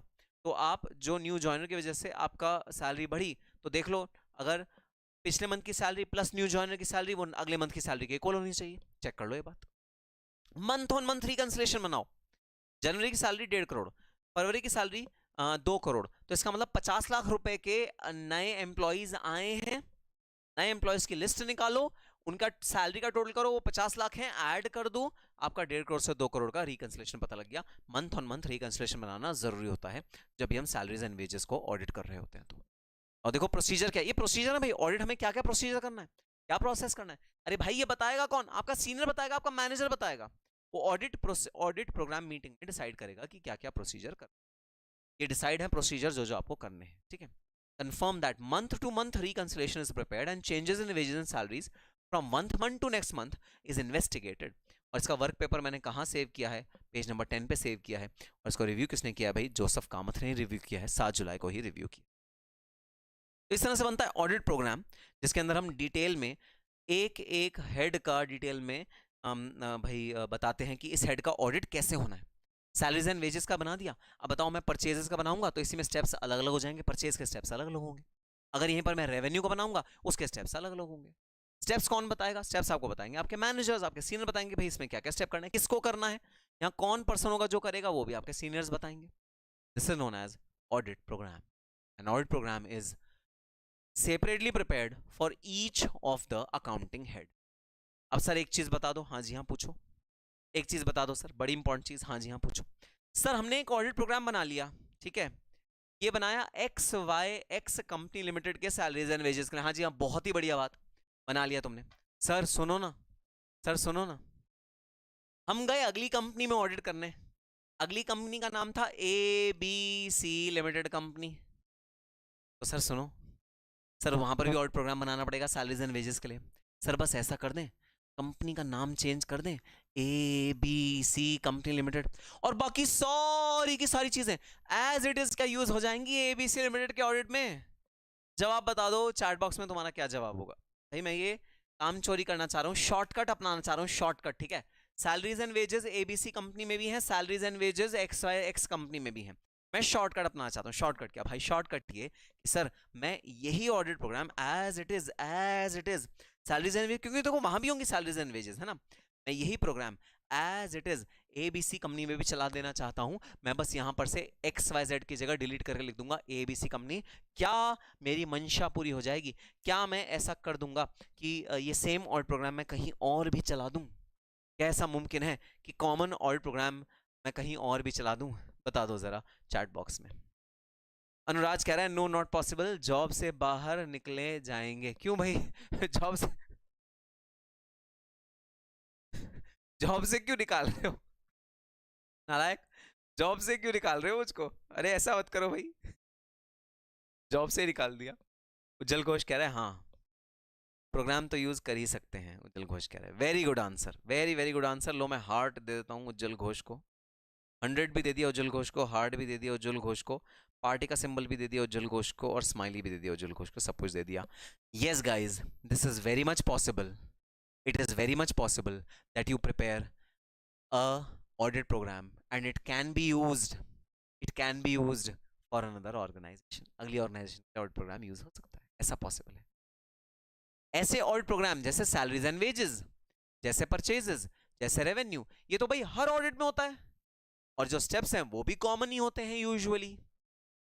ऐसा possible है आप एक कॉमन ऑडिट प्रोग्राम बना के रख लो और वो सारी ऑर्गेनाइजेशन में copy paste copy paste copy paste करते चले जाओ, करते चले जाओ, करते चले जाओ। ऐसा बिल्कुल मुमकिन है, ऐसा बिल्कुल मुमकिन है। लेकिन लेकिन लेकिन लेकिन समझना जरा, तो ये तो मैंने कह दिया मुमकिन है, हाँ जी हाँ, लेकिन समझना, मान लो ये है XYZ कंपनी लिमिटेड और यहां पर मैंने जो ऑडिट प्रोग्राम बनाया वो बनाया शेयर कैपिटल का। ऑडिट प्रोग्राम मैंने किसका बनाया? शेयर कैपिटल का बनाया ऑडिट प्रोग्राम। या चलो एक काम करते हैं, थोड़ा सा चेंज करते हैं इसको, ठीक है। ये जो ऑडिट प्रोग्राम है ना, ये किसी कंपनी का नहीं है, ये किसी पार्टनरशिप फर्म का है। ये ऑडिट प्रोग्राम क्लाइंट जो है वो कंपनी नहीं है, ये क्लाइंट है ABC एंड एसोसिएट्स, एक पार्टनरशिप फर्म है, एक भाई पार्टनरशिप फर्म है। आपने पढ़ा हुआ है पार्टनरशिप फर्म के बारे में, ठीक है। और ये जो ऑडिट प्रोग्राम है ये किस चीज पे है? ये ऑडिट प्रोग्राम है, मैं चेक करना चाहता हूं कि प्रॉफिट शेयरिंग रेशो जो है, प्रॉफिट शेयरिंग रेशो जो है वो ठीक है या नहीं है इस वाली ऑर्गेनाइजेशन में, ठीक है। अब एग्जांपल देखना, एग्जांपल देखना भाई। प्रॉफिट शेयरिंग रेशो मुझे चेक करनी है, ABC एसोसिएट्स पार्टनरशिप फर्म है, मुझे प्रॉफिट शेयरिंग रेशो चेक करनी है ABC एंड एसोसिएट्स की। प्रॉफिट शेयरिंग रेशो क्या है, प्रॉफिट शेयरिंग रेशो सही है या नहीं, मुझे ये चीज चेक करना है। ऑडिट प्रोग्राम मैंने बनाया, उसके मैंने सारे सारे स्टेप्स लिखे, ये सब लिखा, कौन कौन क्या क्या पर्सन है सारा मैंने ऑडिट कर डाला, ठीक है। अब सुनना, अब मैं जा रहा हूं किसी कंपनी पे, कंपनी का नाम है XYX कंपनी लिमिटेड, और सुनना जरा, मैं वही शॉर्टकट अब आजमाना चाह रहा हूं। मैं ये same audit program XYX company के ऑडिट में भी यूज करना चाह रहा हूं, कर सकता हूं या नहीं चैट बॉक्स में बता दो। सेम ऑडिट प्रोग्राम मैं XYX कंपनी लिमिटेड के लिए यूज करना चाह रहा हूं, यूज कर सकता हूं या नहीं, जरा चैट बॉक्स में बता दो। अब की बार बता दो जरा, मैं इस ऑडिट प्रोग्राम को यूज कर सकता हूं या नहीं कर सकता। अभी भी मैंने बताया सर हाँ ऑडिट प्रोग्राम को तो यूज कर सकते हैं, बस नाम चेंज कर दो। तो बस यहां भी मैं नाम चेंज कर दूंगा, ABC एसोसिएट्स की जगह लिख दूंगा XYX कंपनी लिमिटेड, बस। सर यहां भी तो कर सकते हैं, बताओ कर सकते हैं क्या? कर सकते हैं। उज्जवल कह रहा है एब्सोल्युटली नॉट, रीजन तो बताओ क्यों नहीं। अनुराज कह रहा है no because the accounting area is different. अरे तो ये अकाउंटिंग एरिया हम कंपनी में लगा देंगे, क्या हो गया? ये अकाउंटिंग एरिया हम कंपनी में लगा देंगे। बताओ जरा, अगर नहीं कर सकता तो क्यों नहीं कर सकता? PSR profit sharing ratio, yes PSR company में, वेरी गुड। उज्जवल ने सही पकड़ा, बिल्कुल सही जवाब दिया उज्जवल ने। उज्जवल का जवाब बिल्कुल सही। Sir profit sharing ratio company में तो होती ही नहीं, प्रॉफिट शेयरिंग रेशियो कंपनी में तो होती ही नहीं। तो सैलरीज एंड वेजेस एक कॉमन ऑडिट प्रोग्राम है जो हर जगह कॉपी पेस्ट किया जा सकता है, हर जगह यूज करा जाता है, हर टाइप के ऑर्गेनाइजेशन में यूज किया जा सकता है, हर टाइप के बिजनेस में यूज किया जा सकता है, हर टाइप के बिजनेस स्ट्रक्चर में यूज किया जा सकता है, हर टाइप की मार्केट में यूज करा जा सकता है, हर टाइप की बिजनेस ऑर्गेनाइजेशन में यूज किया जा सकता है। पॉसिबल है, क्या पॉसिबल है ऑडिट प्रोग्राम को कॉपी पेस्ट करना जो सैलरीज एंड वेजेस वाला है। लेकिन कुछ ऑडिट प्रोग्राम कैसे होते हैं?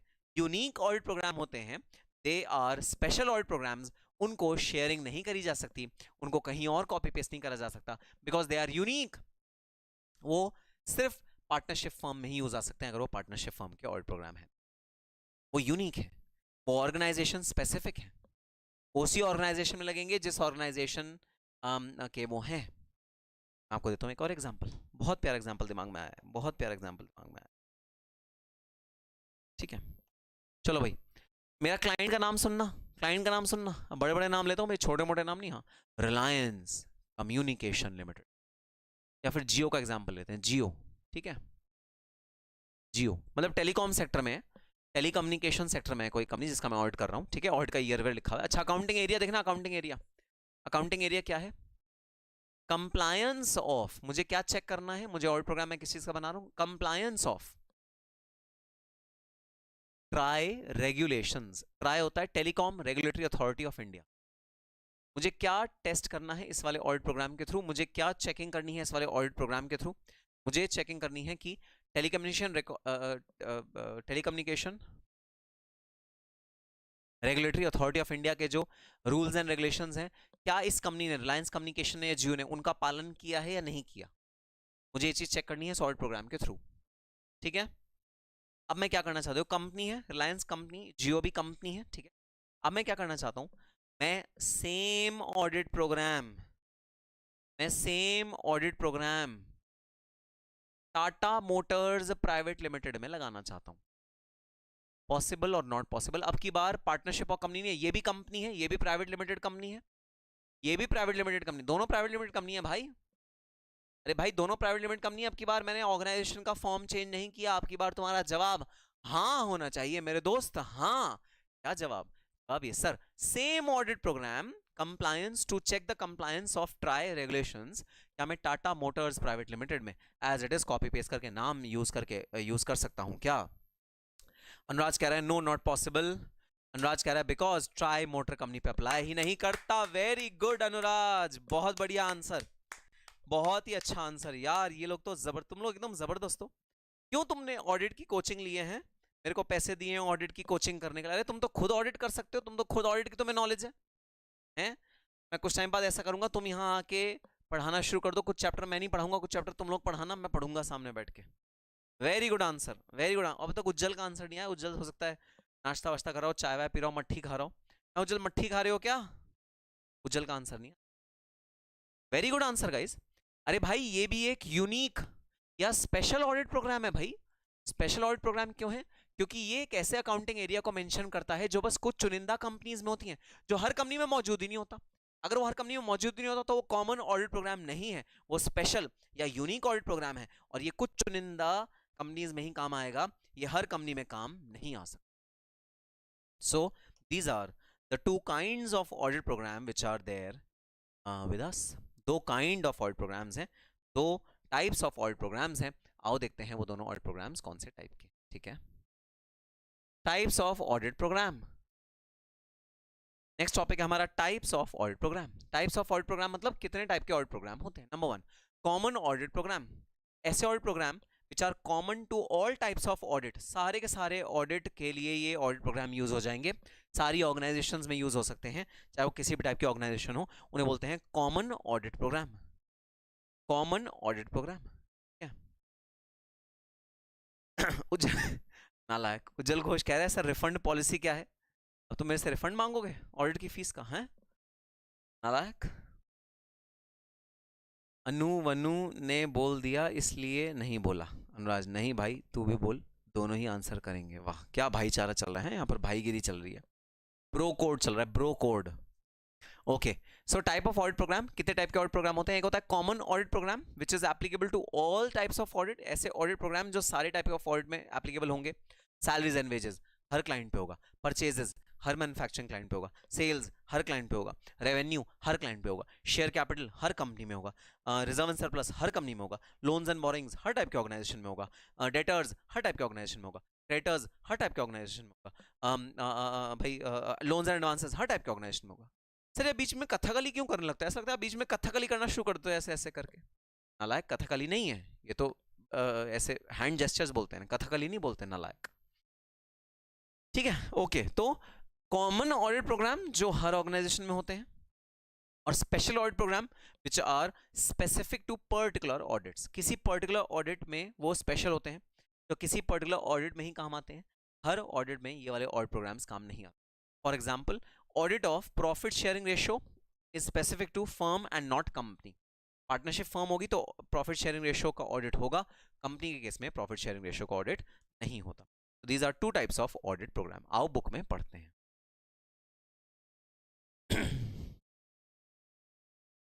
So common audit program common to all types of audit, for example checking of books of accounts, salaries and wages, revenue etc. ये common audit program है, ठीक है। Special audit program related to audit work specific to a particular audit or entity. For example, audit program for partnership firm would contain steps for checking profit sharing ratio which will not be there for a company. These are two types of audit programs, ठीक है। अभी advantages तो आप खुद ही भाई बहुत अच्छे से समझ गए हो ऑलरेडी। प्लानिंग का क्या एडवांटेज होता है आपकी लाइफ में, प्लानिंग का क्या एडवांटेज है, आप जब कोई चीज प्लान करते हो तो उसका क्या एडवांटेज है, ये तो आप ही खुद ही बहुत अच्छे से इस बात को समझ सकते हो कि एक प्लानिंग करने का, एक वेल प्लान्ड तरीके से ऑडिट करने का क्या यूज है, क्या बेनिफिट है, आपसे अच्छा कोई और नहीं जान सकता। सर भी लाइक कभी डिस्काउंट मांगते हो कभी रिफंड, कहना क्या चाहते हो बात तो सही है, कभी तो डिस्काउंट मांगते रहते हो कभी रिफंड मांगते हो, नालायक। चलो भाई, advantages of audit program. Audit program के एडवांटेजेस क्या है। Number 1, serves as a checklist of procedures to be performed. अरे भाई चेकलिस्ट का क्या मतलब होता है, चेकलिस्ट का मतलब होता है आपको क्या क्या काम करना है उसका पूरा एक प्रॉपर चेकलिस्ट बन जाता है। देखो ये आपकी चेकलिस्ट है, ये आपकी चेकलिस्ट है। क्या चेकलिस्ट है भाई, टावर ब्रिज जाना है, टावर ऑफ लंदन जाना है, सेंट पॉल कैथेड्रल जाना है, लंदन आई जाना है, बिग बैन जाना है, ये आपकी चेकलिस्ट है। तो जो ऑडिट प्रोग्राम है वो एक तरह से आपका चेकलिस्ट बन जाता है ताकि आपके सारे के सारे ऑडिट प्रोसीजर कवर हो जाएं, कोई भी छूटे ना, आप कोई भी क्रिटिकल ऑडिट प्रोसीजर को कहीं छोड़ ना दो, आपकी एक चेकलिस्ट बन जाती है। बकेट लिस्ट भी बोलते हैं, यंग जनरेशन आजकल इसको बकेट लिस्ट बोलते हैं ना, कि सर हमने ना स्कूबा डाइविंग करी, सर बकेट लिस्ट हमने एक टिक कर दी, सर हमने ना पैरासेलिंग करी, हमने ना बकेट लिस्ट टिक कर दी, सर हमारा ना हार्ट ब्रेक हुआ तो बकेट लिस्ट टिक कर दिया। बकेट लिस्ट का बड़ा कंसेप्ट आजकल जेन जी में चल रहा है ना, आप सब भी करते हो ना ये, इसलिए बकेट लिस्ट। तो ये चेकलिस्ट की तरह काम करता है ताकि आपके सारे ऑडिट प्रोसीजर परफॉर्म हो जाए। Number 2, work can be allocated to the staff. हाँ भाई हाँ, क्या काम किसको करना है, वर्क का एलोकेशन ढंग से कर सकते हो, राइटिंग में कर सकते हो। कल को भाई ये कोई नहीं कहेगा कि भाई ये काम तो किसी को एलोकेट नहीं हुआ, पता नहीं ये काम कौन करेगा, कंफ्यूजन नहीं रहता, क्लियर हो जाता है। Work can be allocated to the staff. Third, auditors note the extent of work to be done and delegation of the work. सबको पता होता है क्या क्या काम करना है, किस किस को काम करना है। Auditors no the extent of work, कितना काम करना है ये भी पता होता है, और डेलीगेशन ऑफ वर्क मतलब किस किस को ये काम करना है भी क्लियरली पता होता है। Easy to fix individual responsibility of work done. मान लो सैलरीज एंड वेजेस नहीं हुए, सैलरीज एंड वेजेस का ऑडिट नहीं हुआ, फटाफट से मैनेजर आएगा और सैलरीज एंड वेजेस का भाई ऑडिट प्रोग्राम उठाएगा और जो नाम यहाँ पर लिखा होगा ना, जो नाम यहाँ पर लिखा होगा सैलरीज एंड वेजेस के ऑडिट प्रोग्राम में, जो नाम यहाँ प्रिपेयर्ड बाय में लिखा होगा, उसको उठा के एकदम डांटेगा, लाओ सैलरीज एंड वेजेस का ऑडिट करो, तुमने करा है, तुम्हें करना था, लाओ उसका डिटेल मुझे। It is easy to fix responsibility. Responsibility fit करना ईजी हो जाता है, किस पर्सन को क्या काम करना है, जो काम नहीं हुआ वो किसको करना था, ये फिक्स करना ईजी हो जाता है अगर ऑडिट प्रोग्राम होता है तो। हमारी लिस्ट में तो क्लासेस खत्म करने का लिस्ट रहता है बस क्या वो तो अभी रहता है ना, अभी तुम्हारी लिस्ट में क्लासेस खत्म करने का रहता है, जब फ्यूचर में जाओगे तो अलग अलग बकेट लिस्ट बनेंगी ना तुम्हारी। Uniformity in work done in all audit, सारे ऑडिट में यूनिफॉर्मिटी रहती है। जैसे सैलरीज एंड वेजेस का ऑडिट प्रोग्राम बन गया, आप सारे ऑडिट में वही यूज करोगे, है ना, तो हर एक ऑडिट आपका सिमिलर लाइंस पे होगा। कोई ऑडिट में आपने कोई चीज करी, कोई ऑडिट में कोई चीज करी, ऐसा नहीं होगा, यूनिफॉर्मिटी ऑफ वर्क होगा सारे ऑडिट में। Basis of planning for future year, बड़ा इंपॉर्टेंट भाई, अगले के सालों में जो ऑडिट प्रोग्राम बनता है ना, वो पिछले वाले ऑडिट प्रोग्राम से ही निकल के आता है। पिछले साल में आपने जो ऑडिट के प्रोसीजर्स करे, वही ऑडिट के प्रोसीजर्स रिपीट करते हैं अगले सालों के ऑडिट में भी, तो फ्यूचर के ऑडिट प्रोग्राम्स को प्रीवियस ईयर के ऑडिट प्रोग्राम्स के बेसिस पे बनाया जाता है। It forms a basis of planning the future years audit, अगले सालों के ऑडिट को प्लान करने का बड़ा अच्छा तरीका है। पिछले साल का ऑडिट प्रोग्राम उठाओ, उसको आप आगे के प्रोग्राम में डाल दो। अब भाई अगर मान लो कोई ऑलरेडी लंदन गया हुआ है, उसकी आइटिनरी बनी हुई है, तो मैं उससे कहूँगा भाई तू अपनी आइटिनरी दे दे, मैं तेरी आइटिनरी फॉलो कर लूंगा, तेरी आइटिनरी अच्छी थी ना, हाँ अच्छी थी, फॉलो कर लूंगा। ऑलरेडी ऑडिट प्रोग्राम बना हुआ है, तो फ्यूचर ईयर्स के ऑडिट को वो सेम ऑडिट प्रोग्राम हमारा यूज करता है, काम कर लेता है। May be used as an evidence for work done by the auditor. भाई कल को ऑडिटर से पूछा जाए, भाई ऑडिटर तूने काम ही क्या किया है, तो ऑडिट प्रोग्राम ऑडिटर ला के रख देगा, देखो भाई मैंने ये काम किया है सैलरीज एंड वेजेस के रिस्पेक्ट में। It serves as a proof of the work done by the auditor, auditor ने जो वर्क डन किया है उसका प्रूफ की तरह सर्व कर जाता है हमारा audit program. So it serves as a proof of the work done by the auditor, evidence of work done by the auditor, auditor ने क्या क्या काम किया है उसका एविडेंस बन जाता है ये ऑडिट प्रोग्राम। ठीक है भाई, अब क्या सर इसके कोई डिसएडवांटेजेस हैं? हाँ भाई हाँ, कुछ डिसएडवांटेजेस भी, कुछ डिसएडवांटेजेस भी।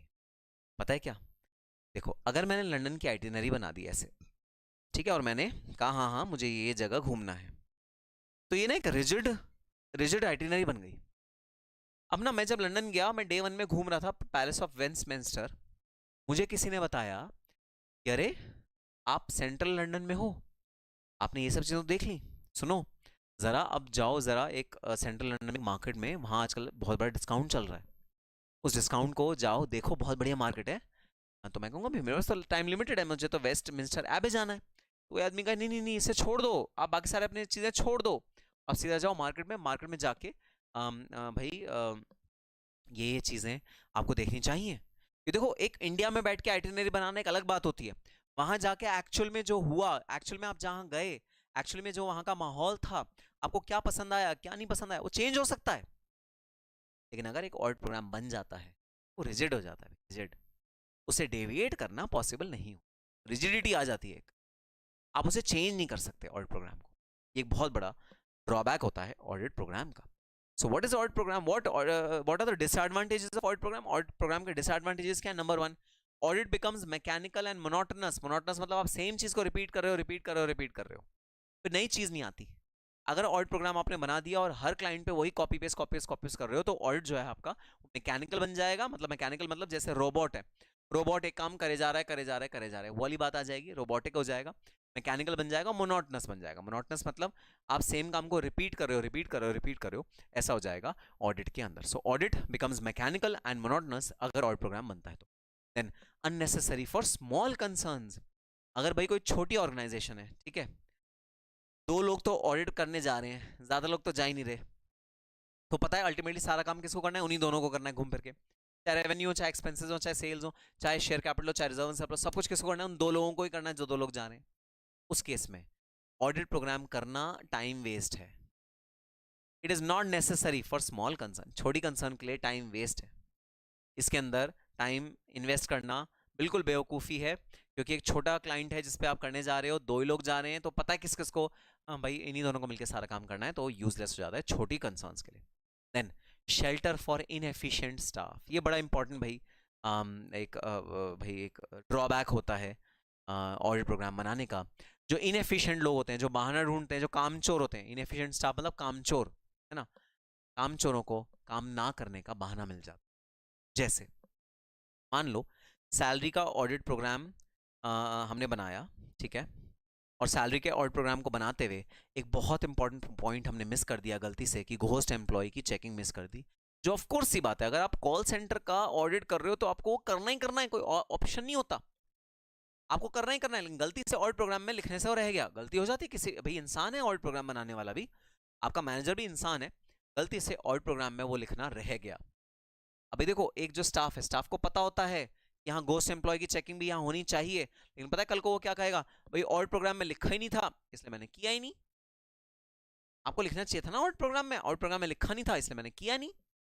इनएफिशिएंट स्टाफ हमेशा ऑडिट प्रोग्राम को एक ढाल की तरह यूज करेगा कि भाई जो उसमें लिखा था मैंने कर दिया, बाकी मैं क्यों करूं, आपने बोला ही नहीं था करने के लिए। अरे भाई तो ऑब्वियस है, तो करना ही था, ये तो ऑब्वियस सी बात है, ये आपने तो नहीं बोला था करने के लिए, मैंने किया नहीं, मैं क्यों करूं। इनएफिशिएंट स्टाफ के लिए कई बार ऑडिट प्रोग्राम ढाल बन जाता है, क्योंकि कई चीजें ऑडिट प्रोग्राम में नहीं लिखी होती जो इनएफिशिएंट स्टाफ बोलता है मैंने करी ही नहीं, ठीक है। सो ये एक बहुत बड़ा ड्रॉबैक है ऑडिट प्रोग्राम होने का। देन फाइनली जो मैंने आपको बात बता रहा था, भाई ऑडिट प्रोग्राम थोड़े से रिजिड होते हैं, ठीक है, फ्लेक्सिबल कम होते हैं ऑडिट प्रोग्राम। ऑडिट प्रोग्राम में जो चीज़ें लिखी होती हैं लोग उसी पे स्टिक करते हैं, वही करनी होती है। मैनेजर भी कहता है भाई ऑडिट प्रोग्राम में जो जो लिखा है वो कर लो, उससे डेविएट करना मुमकिन नहीं होता, उसको डेविएट करना, उसको चेंज करना बड़ा मुश्किल काम होता है। फ्लेक्सिबल नहीं होते ऑडिट प्रोग्राम, रिजिड होते हैं। So rigid programs can not be laid down for each type of business. हर बिजनेस के लिए पॉसिबल नहीं है कि हम rigid audit program lay down करें क्योंकि सैलरीज एंड वेजेस भी हर ऑर्गेनाइजेशन में अलग अलग होता है भाई, अलग अलग तरह का सैलरीज एंड वेजेस होता है ऑर्गेनाइजेशन में। कॉल सेंटर में अलग तरह के एम्प्लॉयज काम करते हैं, लेस स्किल्ड वर्कर्स काम करते हैं। वहीं अगर आप बात करो रिलायंस इंडस्ट्रीज लिमिटेड की, उसमें हाईली स्किल्ड वर्कर्स काम करते हैं, वहाँ गोस्ट एम्प्लॉयज का इतना दिक्कत नहीं होता। तो हर एक ऑर्गेनाइजेशन के लिए भी ना सैलरीज एंड वेजेस अलग अलग तरीके का होता है। उनके लिए जो ऑडिट प्रोग्राम है वो कॉमन नहीं हो सकते, वो अलग अलग होंगे ऑर्गेनाइजेशंस के लिए। रिजिडिटी आ जाती है ऑडिट प्रोग्राम में, रिजिडिटी आ जाती है, फ्लेक्सिबल कम होते हैं, इस वजह से ऑडिट प्रोग्राम का जो फुल बेनिफिट मिलना चाहिए वो नहीं मिल पाता भाई। सो ये भी एक ड्रॉबैक है ऑडिट प्रोग्राम का, ठीक है। तो आप इन ऑडिट प्रोग्राम के ड्रॉबैक्स को ध्यान रखो और ये मत होने दो, ठीक है। तो ऑडिट प्रोग्राम बहुत बढ़िया चीज़ है, बहुत ही अच्छी चीज़ है, और ऑडिट प्रोग्राम को फॉलो करने से आपके बहुत ज़्यादा फायदे होंगे। और मैंने तो आपको पहले ही बता दिया भाई, आप लिख भी लो, भैया आप लिख भी लो, कहाँ लिखोगे, बुक में लिखोगे, जहाँ ये ऑडिट प्रोग्राम है ना इसके नीचे लिख लो प्लानिंग है ना, planning it is a detail plan, यहाँ लिख लो if you fail to plan, comma you plan to fail. If you fail to plan, अगर आप प्लान करने में फेलियर करते हो तो you plan to fail, आप प्लान कर रहे हो फेल करने का। प्लानिंग के बिना कोई भी चीज़ काम नहीं करती, हमारा ऑडिट भी भाई कैसे काम करेगा, प्लानिंग के बिना ऑडिट भी बेकार है, ऑडिट भी काम नहीं कर सकता एक प्रॉपर प्लानिंग के बिना। तो प्लानिंग होनी बहुत ज़्यादा ज़रूरी है, and audit program is nothing but planning, audit program is nothing but planning, ठीक है सर, बात समझ में आ गई। तो ये थे भाई advantages disadvantages of audit program. आओ क्विकली इनको भी पढ़ लेते हैं। Advantage, it serves as a checklist of audit procedure, audit procedure की चेकलिस्ट है। चेकलिस्ट का क्या मतलब है, to do list for audit, ठीक है। Work can be properly allocated, work allocate किया जाता है to audit assistant, audit assistant को वर्क एलोकेट किया जा सकता है। मतलब distribution of work, distribution of work properly किया जा सकता है, ठीक है, लिख लो डिस्ट्रीब्यूशन ऑफ वर्क किया जा सकता है। ऑर्डर में easily know the extent of work to be done, आपको कितना काम करना है at any given point in time, and so that the progress of the work can be done under supervision and control of the order. तो supervision और control order का provide होगा work के लिए। Audit program is useful to fix individual responsibility, किसकी responsibility है audit करने की वो फिक्स कर सकते हैं ऑडिट प्रोग्राम के जरिए। Uniformity of work, work uniform रहेगा, अगर सेम ऑडिट प्रोग्राम हम डिफरेंट क्लाइंट्स पे यूज करेंगे तो सेम वर्क भाई ऑडिट हम हर एक क्लाइंट पे कर सकते हैं। It is useful basis of planning program for following year, अगले सालों के ऑडिट प्रोग्राम को प्लान करने के लिए इस साल का ऑडिट प्रोग्राम बहुत ज़्यादा यूजफुल रहेगा। It may be used as an evidence by the auditor in the event when any charge is brought against him, charge का मतलब है एलिगेशन, अगर ऑडिटर के ऊपर कोई एलिगेशन लगे कि भाई तूने किया ही क्या है, तो ऑडिट प्रोग्राम ऑडिटर लाके खड़ा कर सकता है, मैंने ये किया, he can prove that there is no negligence on his part and he has exercised reasonable care and skill while performing the task. तो वो नेग्लिजेंस नहीं हुई है, ये चीज़ प्रूव कर सकता है auditor. It is useful in selection of team members and delegation of responsibility. तो कौन क्या क्या काम करेगा, कौन सा टीम मेंबर क्या क्या काम करेगा, ये ऑडिट प्रोग्राम से एकदम क्लियर हो जाता है, ऑडिट प्रोग्राम से हम मार्केट कर सकते हैं। Disadvantages of audit program, what are the disadvantages, audit program करने के क्या नेगेटिव साइड्स हैं भाई। Auditor's task become mechanical, auditor का टास्क जो है मैकेनिकल हो जाता है, मोनोटोनस हो जाता है, सेम काम रिपीट हो रहा है। देख लो, रेपिटेशन ऑफ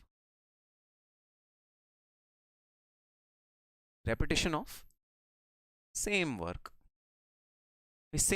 रिपीट हो रहा है, ठीक है। सो अगर सेम वर्क रिपीट हो रहा है तो एक ऑडिट प्रोग्राम का बहुत ज्यादा डिसएडवांटेज है कि सेम चीज ऑडिटर ना रिपीट कर रहा है, सेम चीज ऑडिटर बार बार कर रहा है, ये बहुत ज्यादा मोनोटोनस काम हो जाता है, बोरिंग हो जाता है। जो ऑडिटर है ना वो इंटरेस्ट लूज कर जाता है काम में। Drawing up of audit program becomes unnecessary for small concern, छोटी छोटी कंसर्न्स हैं उनके लिए ऑडिट प्रोग्राम नेसेसरी नहीं है, unnecessary. The audit program helps in fixing responsibility, but inefficient staff may defend themselves by stating that matter was not contained in the audit program. तो audit program में matter था ही नहीं, inefficient staff बोलेगा audit program में matter था ही नहीं, audit program में ये चीज़ लिखी हुई नहीं थी इसलिए मैंने करी नहीं, तो इनएफिशिएंट स्टाफ के लिए ये एक शेल्टर बन जाएगा। Rigid programs can not be laid down for each type of business, भाई हर एक बिजनेस के लिए रिजिड प्रोग्राम बनाना पॉसिबल नहीं है, क्योंकि बिजनेस के अकॉर्डिंग भी कई बार ऑडिट प्रोग्राम्स चेंज होते हैं, अकाउंटिंग एरिया ऑडिटिंग एरिया के हिसाब से भी कई बार बिजनेस के प्रोग्राम चेंज हो जाते हैं। तो इंपॉर्टेंट है भाई ये देखना कि ऑडिटिंग के जो एरिया हैं वो एरिया किस ऑर्गेनाइजेशन में आप ऑडिट कर रहे हो उसके अकॉर्डिंग ऑडिट प्रोग्राम आपका चेंज होना चाहिए, और चेंज होगा ही होगा, ठीक है। तो these are the advantages and disadvantages of audit program. तो yes guys, that's all for this particular session. हमने बहुत इंपॉर्टेंट एक टॉपिक सेशन में कवर किया, 1.5 घंटे में करीब हमने टॉपिक कवर किया। आपका मान लो 5 to 6 मार्क्स का ये टॉपिक आ सकता है आपके एग्जाम में, what do you mean by audit program and what is its relevance, what is advantages, या फिर ऑडिट प्रोग्राम का सिग्निफिकेंस क्या है, इस तरह का भी क्वेश्चन आपके एग्जाम में आ सकता है। तो इंपॉर्टेंट है कि ऑडिट प्रोग्राम को ढंग से समझो, प्रैक्टिकली हर चीज़ को समझोगे ना। मेरा एम क्या रहता है क्लास में, मेरा एम रहता है मैं सिर्फ तुम्हें रटवाने की कोशिश ना करूं, प्रैक्टिकली जो ऑडिट प्रोग्राम जिस तरह बनता है मैं वो दिखा दूं तुम्हें, ताकि तुम्हारे माइंड में एक फोटोजेनिक मेमोरी छप जाए कि हाँ ऑडिट प्रोग्राम इस तरह बनता है, तो ऑडिट प्रोग्राम ये होता है। तो जब तुम्हारे दिमाग में छप जाएगा ना तो तुम एग्जाम में आराम से याद करके अपना आंसर लिख पाओगे। तो ये मेरा एक एम रहता है, जो आपके रिजल्ट जब आएगा ना, जब मार्क्स आएंगे तो पता लगेगा मेरा एम फुलफिल हुआ है या नहीं हुआ, ठीक है।